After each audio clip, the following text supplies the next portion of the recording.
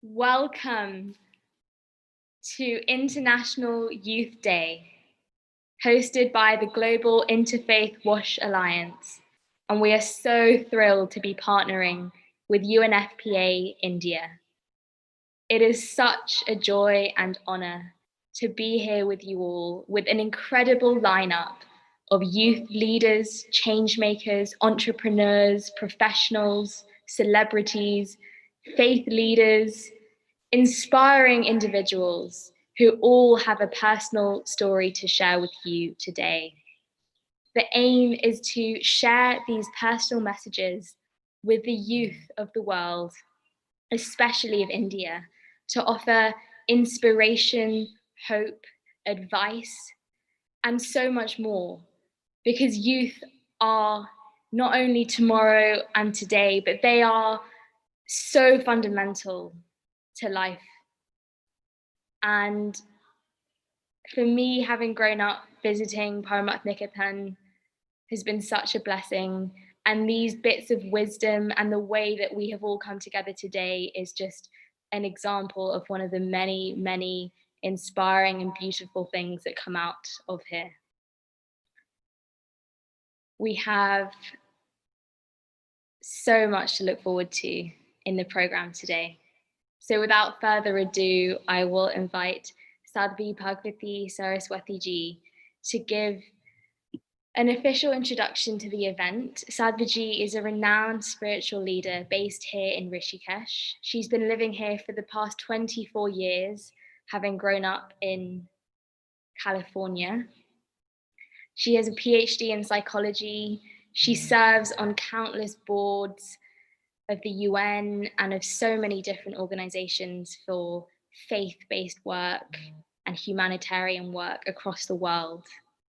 And she offers so much wisdom and inspiration and so much joy and just touches people's lives all the time. So it's such a blessing to be with her today. And I will hand over to her now.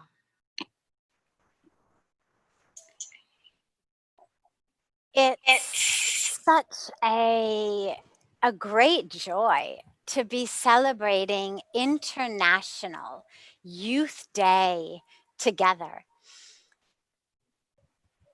COVID, the pandemic, has been obviously such an extraordinary tragedy. But one of the beautiful boons to actually come out of it is the way that we've all become so incredibly tech savvy, and the way that now we are coming together through this wonderful technology of the internet, of these cameras, of these computers, to celebrate together with our sisters and our brothers across the country and across the world.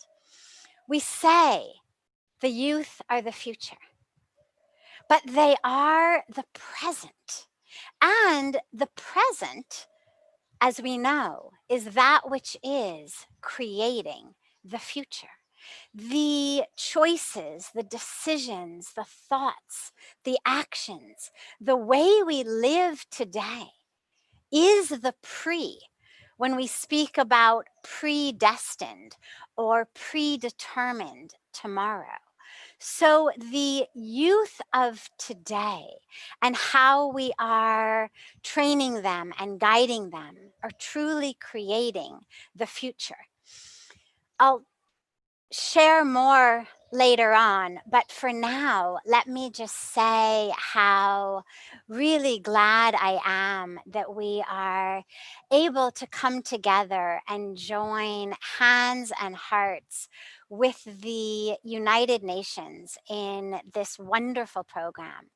Today's event is brought to you by a beautiful, flowering, blossoming partnership between our Global Interfaith Wash Alliance, Divine Shakti Foundation, and the UNFPA. And we have with us, who will be addressing us later in the program, Argentina Matavel Piccin, who is the country director for UNFPA here in India and Bhutan. We are also so grateful for so many years of our partnership with UNICEF. In fact, our Global Interfaith Wash Alliance was launched by UNICEF at UNICEF headquarters in New York, and we are joined today also by Dr. Yasmin Ali Haque, who's the country director for UNICEF in India, and also who's currently serving as the resident coordinator for the United Nations in India. Today, our youth need not formulas and equations. They don't need do's and don'ts. What they need is inspiration, upliftment, and support. They need us to create the rich, beautiful, fertile soil in which they can blossom, flower, fruit, and become truly the flowers and the trees of today and tomorrow. I will end this brief introduction with a favorite story of mine, which is a story of a father who came home from work one day, and he was very tired, and he collapsed in his chair wanting to just read the newspaper and chill out. But he had a young son who very much wanted to play with dad, and the boy kept coming to his father wanting him to play. So the dad tore out of his newspaper a page on which was a map of the world. And he tore that map of the world into many pieces. And he gave it to his son, and he said, "This is a jigsaw puzzle. Put together the pieces of the world, tape it all up, and when it's done, I will play with you." And of course, the father thought, my son doesn't even know geography. I've got hours worth of beautiful time to just relax. But a few moments later, the boy was back, and the world had been taped back together perfectly. And the father said, "How did you do this?" And the boy said, "Well, Dad, on the other side of the map of the world, there was a picture of a child.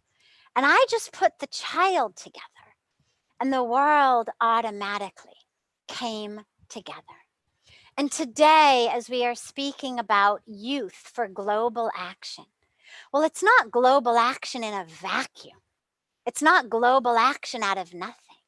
It's global action that we, the adults, help to inspire, support, uplift our youth to be able for them to engage in that action and to bring about the new normal that we all need to live in.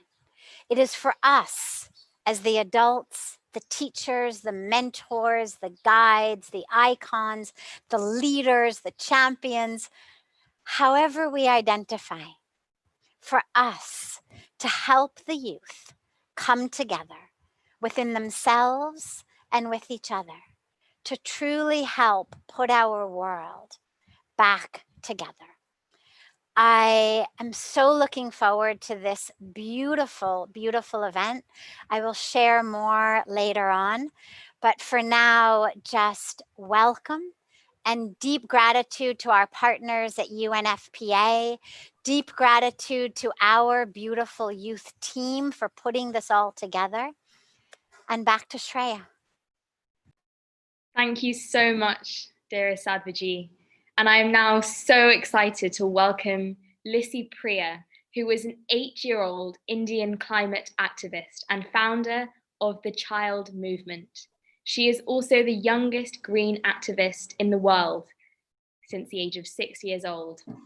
She is known for her voice about the immediate need for action to combat climate change. She actually dropped out of school in February of 2019 when she protested every week in front of Parliament House in India in order to pass a climate law by addressing Narendra Modi and his MPs. She is a winner of a countless number of really prestigious awards, and we are so excited to have her today. Thank you so much for joining us, and over to Lissie Priya. Welcome. Hi everyone, my name is Lissie Priya. I'm 8 years old. I'm an Indian climate activist and the founder of the Child Movement. Happy International Youth Day 2020 to everyone. Thank you so much, Alliance and UNFPA and others for inviting me here to speak in this program. Coronavirus is the testing time for our leaders and human beings. 2020 is a very crucial year to decide the future of our planet, but due to this COVID-19, it weakened our movement but not our spirits. I had to cancel lots of my planned schedules, events, programs, activities, campaign, etc. But I still continue to plant trees nearby roads, places to my home. It's really hard to manage these lockdowns. People always tell me that you are too young to get involved in such activism. But I prove them that age doesn't matter to make a difference. And big or small, it doesn't matter. I am a girl child. I'm strong, smart, intelligent, and brave. Many children and youth inspire from me. You can just see in Delhi how air pollution is so dangerous, and even children can't move out of the home. I'm worried about the health of the school children and small babies. Government announced that there would be holidays for 3 days, again for 5 days. But this is not a solution. Our leaders are just busy in blaming each other instead of finding a long-term solution. They are just saying a speech, they are not doing any action. I want our world leaders to do more action, otherwise our future and our planet would be dying soon. You can just see in Arctic and Himalayas how icebergs are melting twice as fast than ever before, and our sea level are increasing, and the earth is becoming very hot. I'm worried about the future of our planet, and many biodiversity hotspots become climate hotspots now. I think you all heard in the news about Australia bushfires. More than 1 billion animals has died, millions of trees has gone. I'm really very sad. I couldn't sleep, I couldn't even take my food. Many children lost their homes, but this is the real effect of climate change. Our leaders don't have time to listen to us. Why they don't hear all our voice? But this is the real climate emergency. They must act now to save our planet and our future. Today, I want to share something with everyone living in this world from a little heart. We all know we are facing a pandemic on one side, and flood, drought, heat waves, cyclones, etc. on another side. Now, this is the time to wake up. This is the time to open up your eyes. This is the time to send your children and grandchildren to fight for the survival and for their own future. The best gift parents can give to their children is not a beautiful house, expensive cars, lots of money. The best gift you can give to your children is a beautiful planet. To give this planet, you have to empower yourself.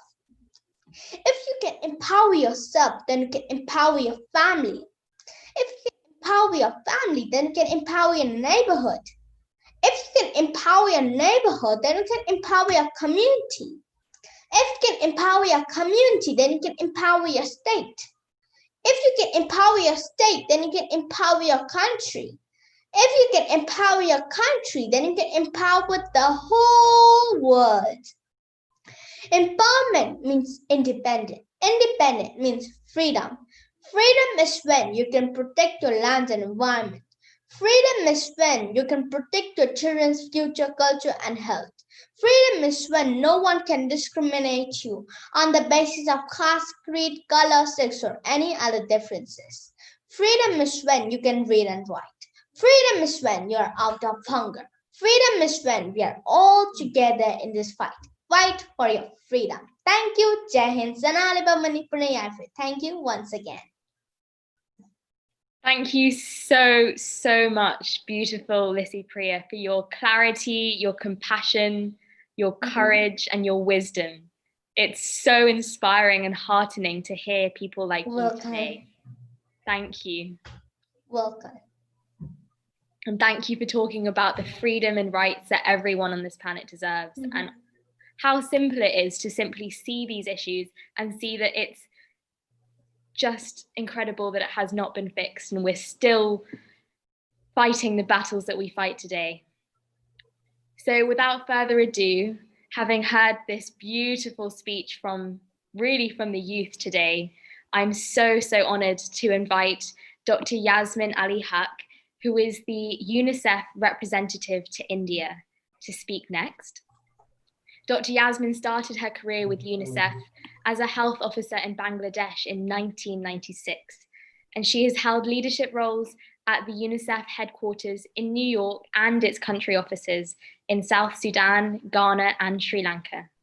Her leadership and professional experience spans over a wide range of fields, including policy analysis, strategic planning for maternal health and mortality reduction, child rights, and large-scale responses for children in humanitarian crisis. We are so honored to have you with us today, Dr. Yasmin. Thank you for your time and for joining us. And we really look forward to hearing your message for the youth today. Thank you.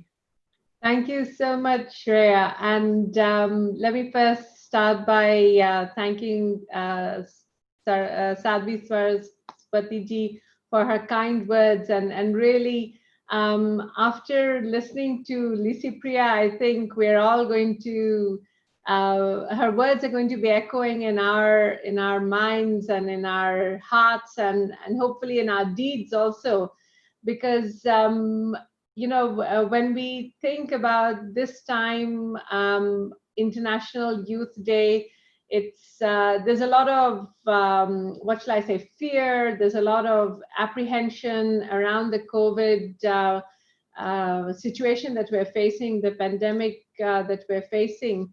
Yet it's amazing how much hope there is in it, because we have children like Lissie Priya, young people who are raising their voices, who are marching for their rights, who are building movements for climate action, and really reclaiming the space for influencing policy action. So congratulations to Lissie Priya and all our young leaders who have joined us today, and I really look forward to hearing from all of you. Of course, as Saraswatiji said, the Global Interfaith WASH Alliance has been a trusted partner of the UN, of UNICEF, of UNFPA, and really when it's about action, there's always a call for action. And I think the way that GY is able to bring together people, and today especially bring together young people, and calling them for action and supporting them in action is really something that we find very, very valuable.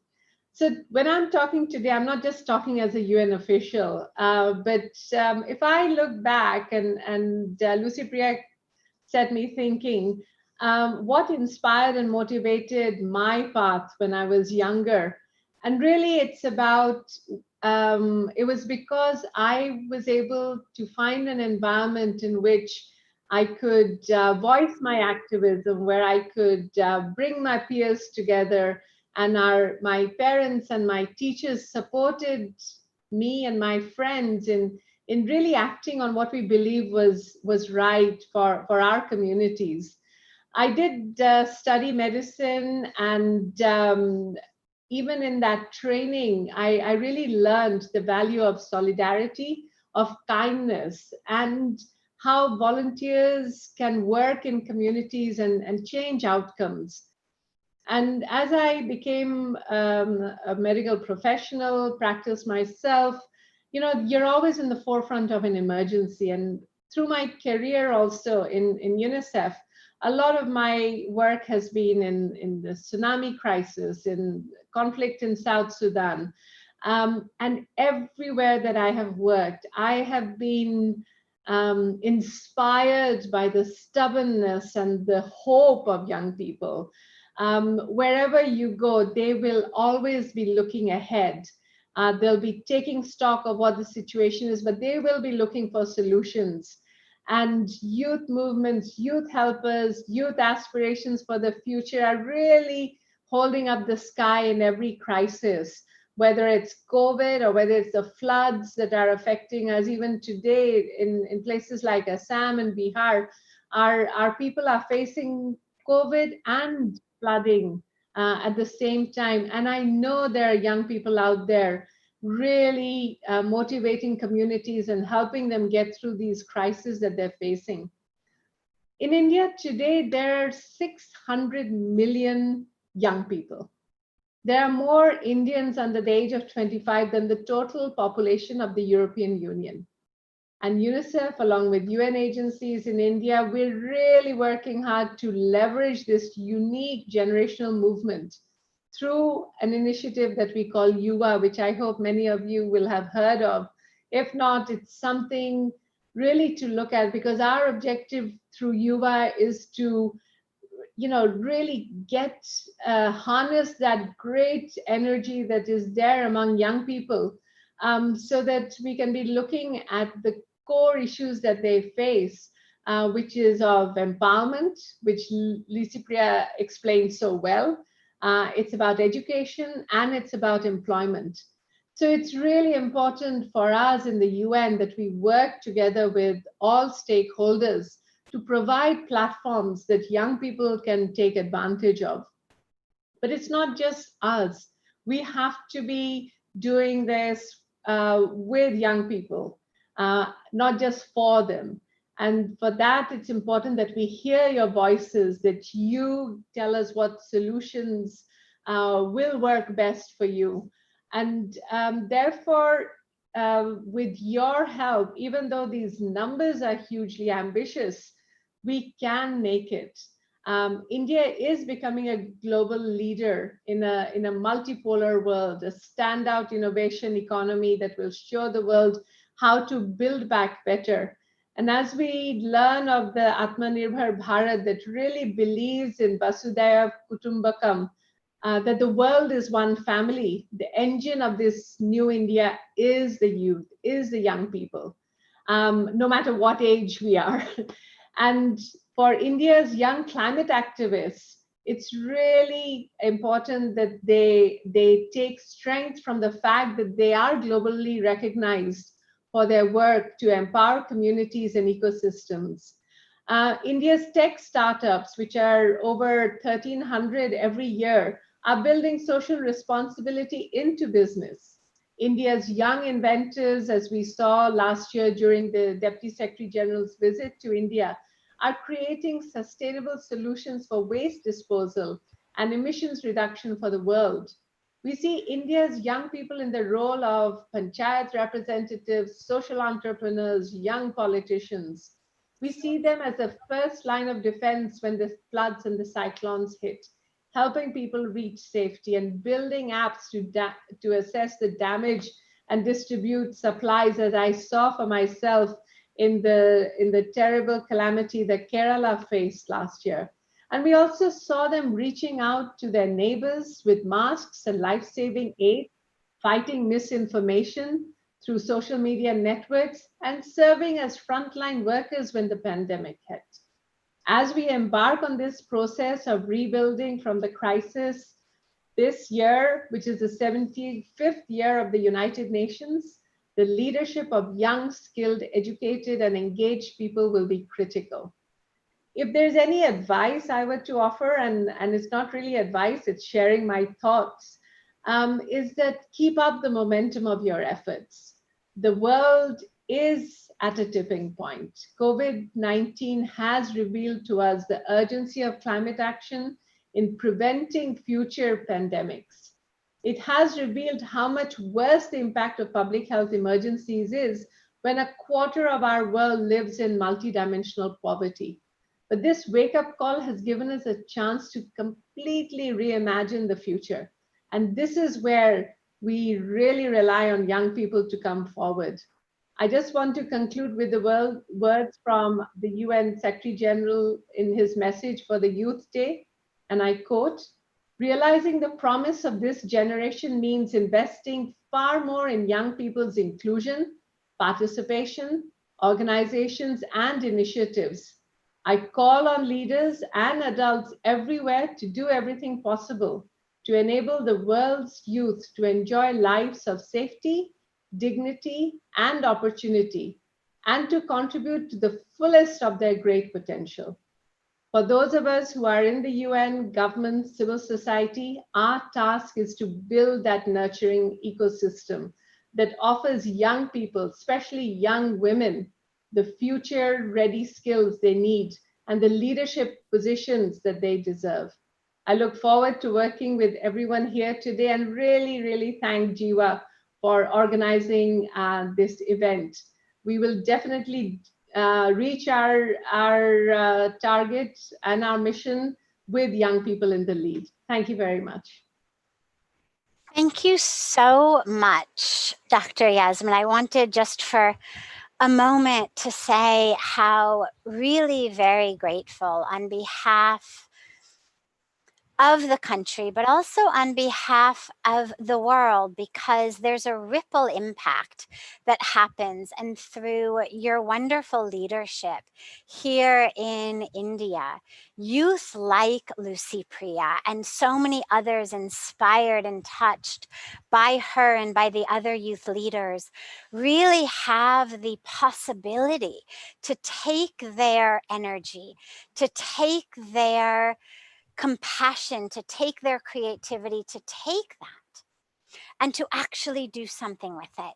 And the United Nations is really doing such an extraordinary job in empowering the youth and giving them a place and a way to be able to use their voices, use their energy, use their enthusiasm to really bring about change. And it's this beautiful harmony between what Pujya Swamiji calls the United Nations and the United Creation that we've been able to just already see so beautifully between our wonderful Lissie Priya and Dr. Yasmin representing UNICEF. So I wanted just to say thank you so much for your great leadership here in the nation and showing the world really how to guide and support and provide for the youth while enabling them to take the lead.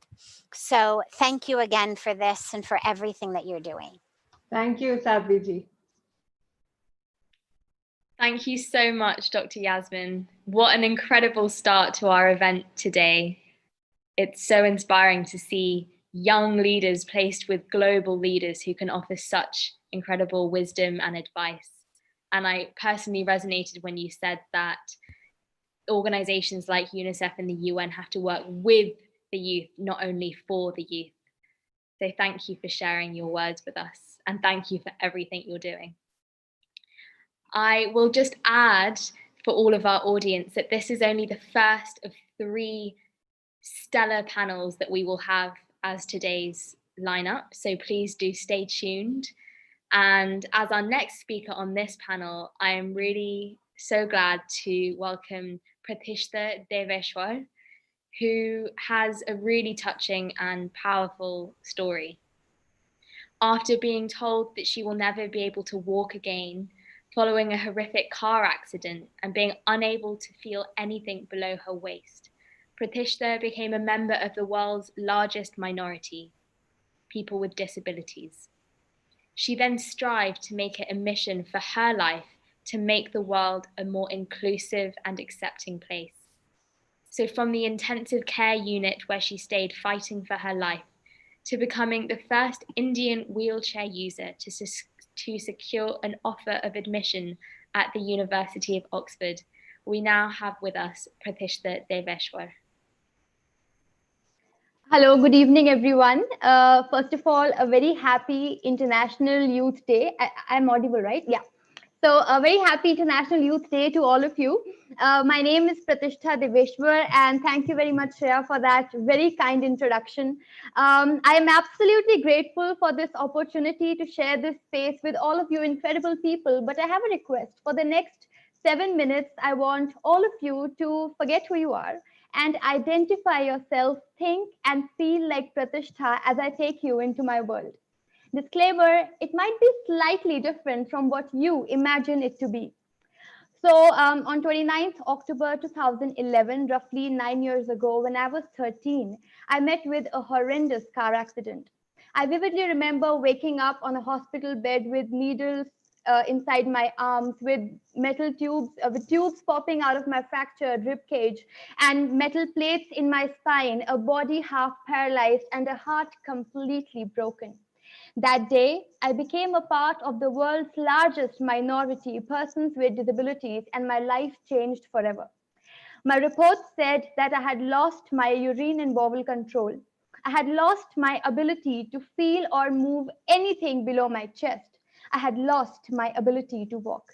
But that one thing that my doctors did not warn me about, and I had to discover for myself later, is that I had also lost my rights as a normal human being as I became a person with a disability.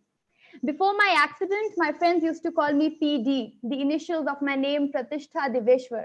But post-accident, a W was added to it, and people started calling me PWD, person with disability.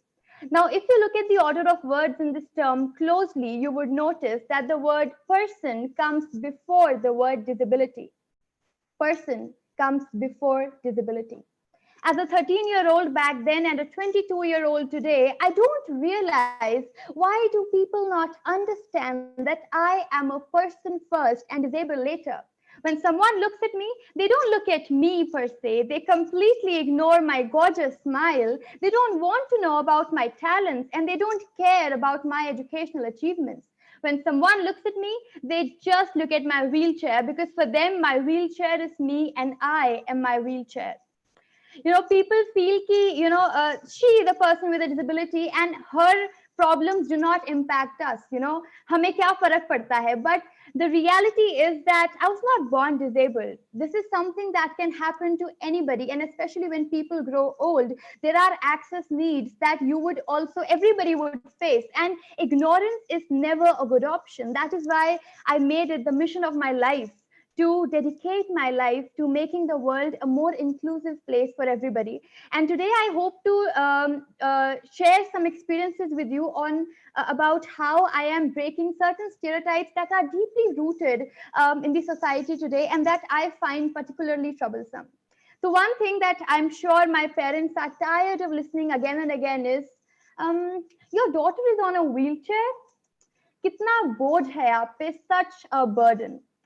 This is something that people have said to my parents so many times, that there was a point in my life where I actually started feeling guilty of every breath I took. This is one stereotype, that people feel that a person with a disability is a constant burden on their family. But when people were judging me for my disabilities, I one day took out my journal and I wrote all my abilities in that journal, because I wanted to believe in my abilities and what I can still do, more than all those mindless comments. And that is also when I decided that I would want to leave my family, leave the dependence on my family, and shift to New Delhi to pursue my higher education. I got admission in Lady Shri Ram College for Women, Delhi University. And when I decided to move to New Delhi, I'm from Punjab basically, so I decided to leave my hometown and move to New Delhi. And everybody came telling my parents, don't send your daughter to live alone. She is a woman with a disability. वो कभी अकेली नहीं रह पाएगी. It's not possible for a disabled person to be independent. But I would like to tell them today that it's been 3 years that I have been living independently, and I am now on the verge of completion of my degree. And I have been successfully doing disability rights advocacy in India and abroad. I have been very fortunate to meet Sadhvi in Nairobi, where I had gone to deliver a speech. Apart from that, if you ever come to Delhi and if you see a wheelchair buzzing on the Delhi roads with shopping bags hanging on either side, that would be me. So, from that girl who was seen as a burden to coming to this place where now I am this confident person who does not shy away from asking for her rights. I really believe that there is that people should somewhere understand that a person with a disability can do whatever they aspire to do. Another stereotype that comes to me very often is, which I'll just talk about in a minute, is that that a person with a disability is not worthy of love. I remember writing an article in which I mentioned having a romantic partner. And on that article, after the article, I received a lot of messages, and I'll quote what they said. We salute your boyfriend. He is a great man to have fallen in love with a wheelchair using girl. Well, falling in love is great, but there's nothing extra great about falling in love with a person with a disability as it is perceived to be. It feels utterly absurd to even say this, but my partner did not start dating me out of sympathy. He did so because, well, I am amazing and we bond really well together. And people need to realize that true love and friendship, they are not bound. They do not see a broken spine or a broken limb or visual impairment. They are connections of heart, and hearts are not disabled, are they? So that's one thing. And then the next thing that is kind of connected to this, and that comes to me very often, is that people with disabilities are ugly. If you see media representations of people with disabilities, they are mostly represented as people who seek sympathy and as objects of mercy all the time. And I remember I was in the metro. I was going to a party all dressed up. There was this lady who came to me and she said, you are wearing a very lovely dress, but you know what? Because you are sitting on a wheelchair, this dress is not looking good. Nobody, no matter what you wear or how much makeup you put, you're not going to look good because you're sitting on a wheelchair. I took a moment, I looked at her and I said, Auntie, even if I was not sitting on a wheelchair, even if I was standing, then you would have said, Pratishtha, if you were just 2 shades lighter, you would have looked amazing. If you were just a little bit thinner, you would have looked fantastic. And if you had longer hair, you might even look like Miss World. And because people are never going to be satisfied. People are always going to point out the flaws.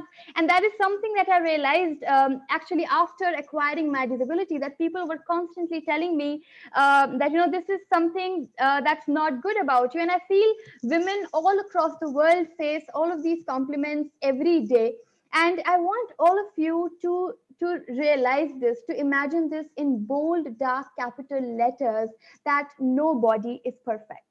Beauty comes in all shapes, sizes, and forms, and it is important that we embrace it and we accept it. The world needs a lot of acceptance. And one thing that I would really stress on is that as our sustainable development goals motto goes, leave no one behind. And to leave no one behind, all of us need to be inclusive. And if you look at the spellings of inclusion, inclusion starts with I. It starts with each one of you. All of you listening here, I want to tell you, you have tremendous power within yourself to change the world. Because constantly people kept telling me that I cannot do that, but I focused on my abilities and what I can do. And I want all of the young budding activists to focus on their abilities and be inclusive in their own friendships, in their own house, in their community, so that together we can make the world a better place for all of us. Thank you so much.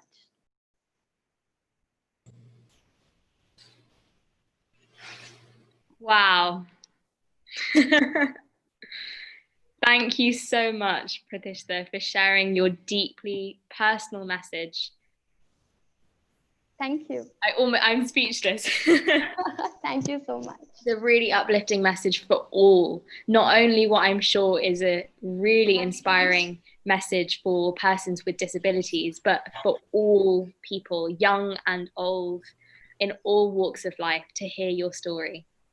And we join you in this campaign and this fight to change stereotypes and transform society and to truly leave no one behind. Thank you for I'm so sharing. glad. Thank you so much. Thank you. And Pratishtha is raising money to fund her admission and acceptance into Oxford University. She already has an offer, and I will be sharing this link on the Facebook live stream and in the Zoom chat right now. And we really, really invite and encourage everyone to support Pratishtha to make this possible. Thank you. Thank you. No problem. So our next speaker is one with a really, really unique, amazing story. His name is Rohan McLaren, and he left the fashion industry as one of Australia's top male models to then lead the Rwandan Development Board, the Australian office of the development arm of the Rwandan government. And then he went on a quest, and he had this calling of serving humanity. He is passionate about encouraging youth to more positively connect with themselves and to reach their potential. He has spent a year meditating in the Himalayas and has a really beautiful story of transformation and where each thing led him to, and his quest for the answers in life. So I welcome Rohan to join us now. Thank you. Namaste. Yes, it's such a pleasure to be here and be involved in this International Youth Day event. And it's so heartening to see such energy amongst the other participants and youth and passion towards inclusivity and action. And for that, we as a humanity should be eternally grateful. A day like International Youth Day is so critical because as we look at humanity today and humanity in the past, we look that we've come from a situation where we've lived in division, in separation, where for too long, me instead of we has ruled. And we've lived in a way which has been essentially at war with the natural world and Mother Nature. And as I reflect on this theme for this International Youth Day, for global youth engagement in global action, I started to ask the question, is that how to engage the youth correctly and for what kind of action? If we do not engage our youth correctly, we have the youth being engaged with no direction leads to a tug of war, a screaming match, and I'm right, you're wrong. We need empowered youth leaders to be empowered in the correct way, who are engaged in striving for goodness, to dismantle the negative structures that no longer serve us, and to build new positive structures, such as value-based education, and focus on enabling connectivity of one another and ourselves. My journey from a fashion model has been quite an interesting learning phase, about youth engaged in global action. And this journey, I hope, can show others lessons on how they can be enabled to find their own path of engagement and positivity to pursue the empowerment of humanity. I was initially a model, and basically the idea of success for many is for name and fame and to be recognized, to earn money and to basically have a lot of credits to go towards you. But what I realized when I got there was that I realized that after all this, I was living for myself and I was not living for others. And I was living in a way which basically left me, to be honest, quite miserable. And so naturally I started thinking about how I might be able to change. And the natural thought was to start to live and start to act for others. And I started working for the Rwandan government. And I was working in the Australian office for it, helping to empower people over in that country in a way which would to create large, long-lasting impact for a lot of people on the ground there. A lot of the work that I was doing was really impactful, but I still felt that something was missing. In essence, I was a youth engaged in global action, but still something was wrong. And what I realized there was that the action will remain unsatisfying unless it comes from the right place, and that and that's without the connectivity to others, we will forever feel separate, and that is not what we need in the world right now. So I also learned a lesson about flexibility, and that once we learn and feel in ourselves that something's not right in our life, that we must adapt to the current situation in a way which promotes our own good. And so I started a new project, and I thought in my mind that maybe if I was working in a way in which I was actually creating a project, delivering the project on the ground, giving things to people, it was going to solve this issue that I was having with feeling separate to the person that I was helping. And I sourced about hundreds of computers and started a project called Village IT, where we brought IT over to young children over in East Timor and Indonesia in order to modernize their education. And I got there, I delivered the project, I was all excited, and I realized that although I was doing something which was for the good of others, I was still not connected to those which I was serving. And it got to the realization that we must be not only engaged in positive action, but it must be connected positive action. And how am I able to feel this connection with others who I'm meant to serve, if I don't feel connected to myself and I feel unable to feel and express the love that I know I must feel and express to live and to serve in authenticity? And so an interesting thing happened. I went and sat on a beach in Australia, and I basically pondered my thought. I was thinking about, if all problems in the world are human problems, then all problems are also human solutions. And if I am actually going to get to the bottom of this and be able to serve with the heart and serve authentically, I must truly understand myself. And if I can't, I will not arrive. And so the recognition came that I needed to go and I needed to meditate and I needed to connect more deeply with myself. So I left Australia with the intention in mind that I would meditate deeply for 1 year, I would look after my body, and I would focus on my spirituality. And so I spent an entire year meditating in the Himalayas, going from ashram to ashram, spending time up in the sky caves in Mustang, Nepal, near Tibet, where monks have meditated for hundreds of years. I stayed there in isolation, without my phone, without contacts with family, sitting there meditating, watching as past emotions surface to be released, continually, until it got to the end of the year, and I arrived at a position of what I would say is stillness. But something again was still missing. This part of youth engaged in global action, I had only now done the first part, which I wanted to solve, which was being positive and connected youth. I had ticked that off the list, but I was no longer engaged in global action. I was no longer engaged in any action in the world. And so that was the end realization, that after this whole cycle of realizing that in order to serve humanity effectively, we must be positive, we must be connected, we must be engaged also in global action, but we must be serving from the heart. And so I came to Parmatnikatan Ashram, where the overarching duty of the place here is to serve, and to serve without vacation, hesitation, or vacation.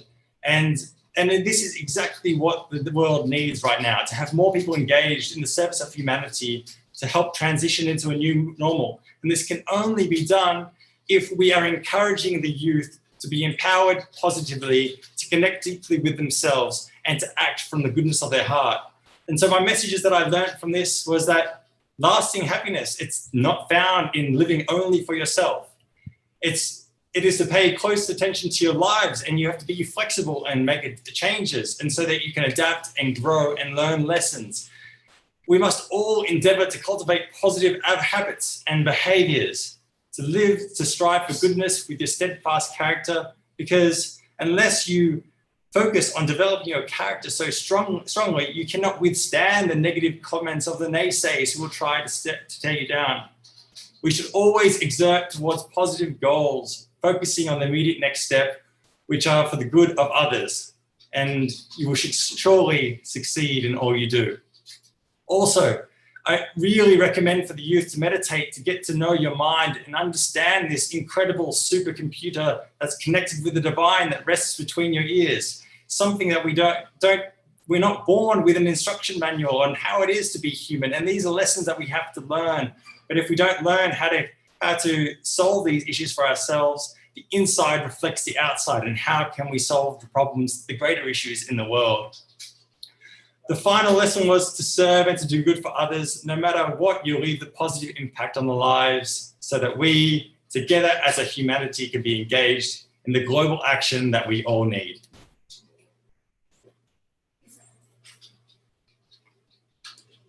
Thank you so much, Rohan.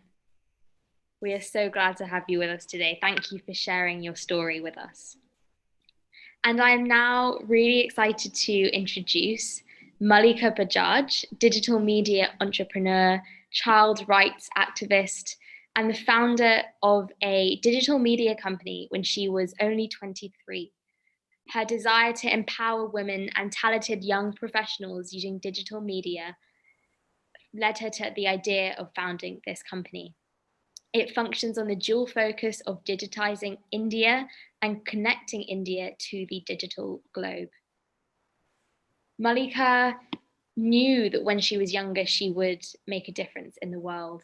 And she is a celebrated name when it comes to inspiring women and empowering the youth through digital media. She is a really inspiring voice, a confident woman, and a champion of so many things. And we are so excited to have her with us today. Over to Malika. Thank you, Shreya. Can you hear me? Yes, we can hear you. I'm absolutely overwhelmed. I'm listening to all these stories, and yeah, I'm so grateful to be on this platform today. I'm going to jump right in because I remember my first meeting with Sadhvi ji. Just so happened I was found in a similar situation, and she looked at me and she said, "Speak from your heart." And it's something that I've been doing ever since that day. So really, really grateful, and I'm going to jump right in. And this is what I feel. Beti hui hai. It's a girl. The three scariest words to the Indian parent, even in the India of 2020. Little do they know that this nightmare can turn into their biggest dream come true only. And I mean only if they treat her like a miracle, like my parents have treated me. Across the world, children grow up wanting to feel loved and accepted. Born a girl, I choose to, of course, speak on their behalf, befittingly so and more so with the women, at least in my part of the world. Even though brilliant, bright and beautiful, we are forced to wear our fears as our battle wounds. While my heart goes out to our little boys and equal opportunity for both our girls and boys remains my vision, us girls, more so, are forced to stop ourselves from seeing the power that lies inside of us. I was raised in an environment of non-conformity and encouragement. And while I did see the society react very differently to my parents, because they'd always raise an eyebrow and say, "What is it that you're trying to achieve with these girls?" Because I have an older sister. Their unconditional love, and most importantly, their belief in me that I could just be me, is my secret magic potion. And it continues to inspire me. It continues to make me believe that I can reach out to that little girl in that last remote village in my country by connecting to her, and I can let her know that I believe in her and empower her using digital technology, which of course is my academic forte. I want to make her self-reliant. I want to make her Atmanirbhar. We're all familiar with the cliche that children are the future. And we continue to repeat it for the same reason that it's accurate and critical. The lives of experiences of the youth today will shape the basis of the future for our future tomorrow. If we create the best possible tomorrow, children need to experience the best possible today. Both my digital ventures, I'm proud to present, Little Yellow Beetle was launched and continues to serve alongside being one of India's, fanciest, coolest digital media company. It was our dream of wanting to empower rural women and youth digitally. We reach out to them on a regular basis, and we've been so proud that we've got this huge network that I can sort of be proud of.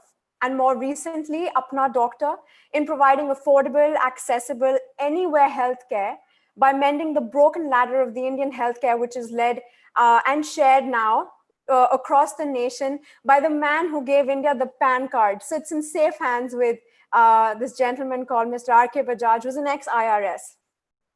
And in both of them, while we engage with netizens globally, and I want you to notice that I didn't say anything gender specific, the instigating source has been little girls. Those who I want to know and learn and remind every day that are not a commodity, that they are not tradable, and that they are most certainly not a burden. It enables me, my work, to nurture my purpose, to find new ways of tackling the challenges we have not yet overcome, to reach the children we have not yet reached, and to put safety, equality, and children's rights at the center of an agenda of action for all children, including those who are lagging the reach for any progress, particularly the ones who live in the rural parts of my country, and a majority, 70% of our population lives there. We aim at defying the practices that harm the marginalized communities, particularly women and girls, and enable access to education, healthcare, and more importantly, opportunities they're often denied. Even basics like they have right to healthcare, they have right to knowing about their health, they have the right to at least talk about their health and not just suffer in pain, just normalizing a taboo situation that's been going down generations. This International Day, I pray that we can create a world free of harm, a self-reliant Atmanirbhar Bharat, or a world, in fact, where we can create for and with the youth a world that they are going to grow up in. For the youth, I'm going to say from my own experiences, it's almost like I'm talking to myself a couple of years ago from now, that you have to work on your inner strength and tenacity. I mean, look at the examples of people. We've got so many people on this platform, and we've got so many stories in this country who are going to make us proud. And I'm so, so hopeful of that. I work with them through my multiple organizations at representing universities. And I know that the youth of this country is going to be absolutely magical. So I'm believing in you. But you have to work on your tenacity and your inner strength. You have to work every day with purpose and enthusiasm. You have to make gratitude your go-to. And I'm saying these things because this is not a part of our academic curriculum, but it is very, very important for life going forward. And I want you to focus on creating kinder content. It's something that is very, very, very dear to me. I want you to be the catalyst to change.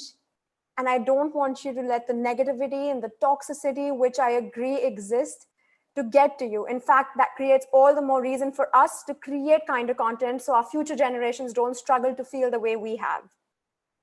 I want you to never lie. I want you to never lie to the others, and I don't want you to ever lie to yourself. It's the worst thing you can do to yourself as a human being. And I want you to look after each other. Do all it takes to reach out to someone and take them forward with you, even if it means sometimes just taking a step back so that you don't leave anyone, and I'm saying anyone, feeling alone and lonely. Allow the above to become your default setting, and know always that your faith and your courage has to be bigger than your fears. You have to believe in the universe, because you see what happens is that when you believe in someone, their belief becomes your belief, and then that's when miracles happen. I want to obviously thank the WASH Alliance, the United Nations Population Fund, for trusting me with this opportunity alongside Dr. Yasmin, who has done some amazing work with the UNICEF. And I'm so, so grateful for women like you who are stepping up stones for making sure that our tomorrows look so beautiful and green. I also want to thank Sadhvi ji, Pujya Swami ji, Kailash Kher ji, and everyone joining us today.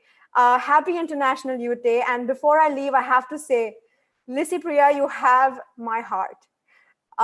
Thank you, Rahul, for being so fearless. And PD, you inspire me. It's women like you who are so right That smile is breathtaking. You're definitely not a burden.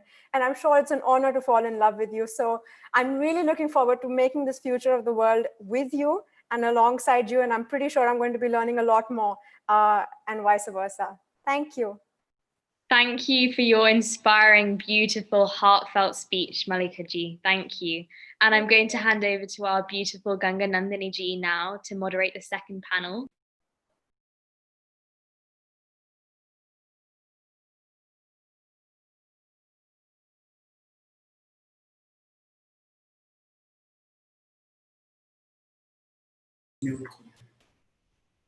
So I'm so glad to be moderating the second panel. And without further ado, I know we're running a little short of time. So I just wanted to bring up, and this was a point that has been brought up in the first panel, about how youth stories of inspiration that we've just heard from the first panel, and now moving into the second panel where we're looking at youth leaders who are guiding and leading other youths. You know, Mahatma Gandhi ji said so beautifully, what is the use of the fast speed that has no direction? उस तेजी का, उस speed का क्या उपयोग है अगर दिशा नहीं है? तो ये जो पैनल है ये दिशा के लिए है कि ये दिशा हमें youth icons, youth leaders, youth mentors से मिलती है। तो आज हमारे साथ जो यूथ मेंटोर्स और यूथ आइकॉन्स इस पैनल में जुड़ रहे हैं, हम उनसे ये रिक्वेस्ट करते हैं कि वो अपनी स्टोरी शेयर करें कि कैसे उनकी खुद की जर्नी से वो एम्पावर हुए और वो क्या कार्य ज़मीनी स्तर पे यूथ के लिए कर रहे हैं और उनको क्या मोटिवेट करता है यूथ को इंस्पायर करने के लिए। तो हमारे साथ इस पैनल पे जुड़े हुए हैं संजय राय जी, जो नेशनल कन्वीनर हैं नेशनल यूथ प्रोजेक्ट के, रूबल नेगी जी जो सोशल एक्टिविस्ट हैं, आर्टिस्ट हैं और फाउंडर है रूबल नेगी आर्ट फाउंडेशन की और मिसाल मुंबई इंडिया की, और हमारे साथ जुड़े हैं राहुल कुमार जी जो मैनेजिंग ट्रस्टी है संस्कृति गंगा ट्रस्ट के, डायरेक्टर है फोरम ऑफ डेमोक्रेटिक गवर्नेंस के, और पूनम महाजन जी जो मेंबर ऑफ पार्लियामेंट है मुंबई नॉर्थ सेंट्रल से, नेशनल प्रेसिडेंट है भारतीय जनता युवा मोर्चा की। मिकी अग्रवाल जी इस पैनल को पूर्ण कर रही है। Mikki Agarwal is a social entrepreneur and a best-selling author. She's the founder of Tushy and Thinks. Sanjay ji, I will just move over to you and ask you to share कि आपकी personal journey, आप क्योंकि हमारे लिए कई सारे panels में हम आपके साथ थे, कई सारे कार्यक्रम में आपके साथ भाग लेने का अवसर मिला, तो उसमें हमें पता ये चला कि शायद आज की युवाओं को गांधीयन विचारों के साथ कैसे जीना है वो आपसे दर्शन होती है, और उस दर्शन के बारे में कि आपको कैसे इंस्पायर हुआ ये पद गांधी जी का चुनने को, और गांधी जी के पद पे आप जो ये पीस और हार्मनी का काम कर रहे हैं ईस्ट एशियन कंट्रीज में भी आपने अपनी भूमिका निभाई है, इंडोनेशिया है, श्रीलंका है, अन्य ऐसे बहुत सारे देश है जहाँ पे आपने शांति के लिए कार्य किया है, और उसके साथ साथ पब्लिक हेल्थ प्रोग्राम भी आप करते आए हैं जो हेल्थ केयर मार्जिनलाइज्ड और अंडरसर्व्ड कम्युनिटीज को सर्व करती है, चाहे वो UNICEF, world bank, bill and Melinda Gates या यूएसएड जैसी संस्थाएं हैं उनके साथ। और अभी प्रेजेंटली आप जो नेशनल कन्वीनर के रोल में है नेशनल यूथ प्रोजेक्ट के, अपने रिस्पेक्टेड श्री सुभा राव जी के ब्यूटीफुल नेतृत्व में आप जो लीडरशिप का कार्य कर रहे हैं उसके बारे में अपना विचार हमारे साथ साझा करिए। संजय राय जी। सभी को नमस्कार, धन्यवाद नंदिनी बहन। आज अंतर्राष्ट्रीय युवा दिवस पे सबसे पहले मैं नमन करता हूँ श्रद्धेय स्वामी विवेकानंद जी को। हम सब स्वामी जी के जन्म दिवस को राष्ट्रीय युवा दिवस के तौर पे मनाते हैं, तो उनको याद करते हुए उनको नमन करता हूं। मैं स्वामी चिदानंद सरस्वती जी महाराज के चरणों में नमन करता हूं। मैं नमन करता हूं भगवती माँ के चरणों में। मैं नमन करता हूँ माँ गंगे के चरणों में, और मैं नमन करता हूँ अपने गुरुदेव जिनका आपने नाम लिया, डॉक्टर एस.एन. सुब्बा राव, उनके चरणों में। आपने ये सवाल पूछा कि नौजवान और गांधी की बात की। मैं तो सामान्य नौजवानों की तरह ही जो प्रोफेशनल लाइफ है उसके साथ चल रहा था, और भाई जी के संपर्क में आया, सुब्बा राव जी के संपर्क में आया, और फिर मेरी दिशा बदली, और फिर मैं उनके साथ लग करके मैंने उनके साथ उनके जीवन, उनके जो उद्देश्यों हैं उसके लिए काम करना शुरू किया। मैं जब यूनाइटेड नेशंस का 75 साल, यास्मीन जी ने बताया, यूनिसेफ के जो इंडिया रिप्रेजेंटेटिव हैं, उन्होंने कहा कि 75 साल पूरे हो गए हैं, और यूनाइटेड नेशंस के 75 साल में जो एजेंडा 2030 का था, जब हम लोग उसको देखते हैं तो उस एजेंडे में 5P मिलता है। 5P की बात करता है वो एजेंडा। उस एजेंडे में जो पहला P है वो पीपल है, लोग हैं। और उस पीपल के लिए जो वर्ड इस्तेमाल, जिस शब्द की बात की है यूनाइटेड नेशंस ने, और जो प्लेस की बात की है, we place that no one will be left behind, वो इस लाइन को वो करते हैं। जब ये लाइन सामने आती है तो बापू, क्योंकि बापू का 150वां वर्ष है बापू का, और बाबा विनोबा भावे का 125वां साल भी मनाया जा रहा है। तो बापू का वो तलिस्मान हमें याद आता है। बापू ने जो ताबीज दी थी, और उसमें वो बात करते हैं अंतिम व्यक्ति की, तो वो 48 में वो बात करते हैं, बापू इस बात को कहते हैं, तालिस्मान देते हैं दुनिया को। तो 48 की वो जो विचार है वो उसमें दिखता है, no one will be left behind में। जब लुई पाश्चर 18वीं शताब्दी में कहते हैं कि लुई पाश्चर कहते हैं कि मुझे तुम्हारे धर्म से को नहीं जानना चाहता हूँ, मैं तुम्हारी भाषा को नहीं जानना चाहता हूँ, मैं तुम्हारे देश को नहीं जानना चाहता हूँ, मैं केवल तुम्हारे दुख दर्द को जानना चाहता हूँ, ताकि मैं उसको बेहतर बना सकूं, उसमें कुछ सुधार कर पाऊं और मैं अपना योगदान दे पाऊं। जब लुई पाश्चर 18वीं शताब्दी में इस बात को कहते हैं तो वो इसी बात को दोहरा रहे होते हैं कि no one will be left behind. दो पीपल की बात है, फर्स्ट पी की बात है जो यूनाइटेड नेशन कहता है। सेकंड पी की जो बात है उस पर हमारी लिसी प्रिया बहन ने बहुत अच्छे से क्लाइमेट चेंज की बात करी है, प्लानिट की बात करी है। तो प्लानिट में क्लाइमेट चेंज की बात करी है फर्स्ट हमारे सेशन में लिसी बहन ने। जो तीसरा थर्ड पी है, प्रॉस्पेरिटी, खुशहाली की बात की है, जो हमारे वेदों में सर्वे भवन्तु सुखिनः, सर्वे सन्तु निरामया, सर्वे भद्राणि पश्यन्तु की बात की गई है। तो यूनाइटेड नेशंस का जो तीसरा पी है वो उसको रिप्रेजेंट करता है, उसके साथ जुड़ करके काम करता है। और चौथा पी है वो पीस का है, शांति की बात की गई है।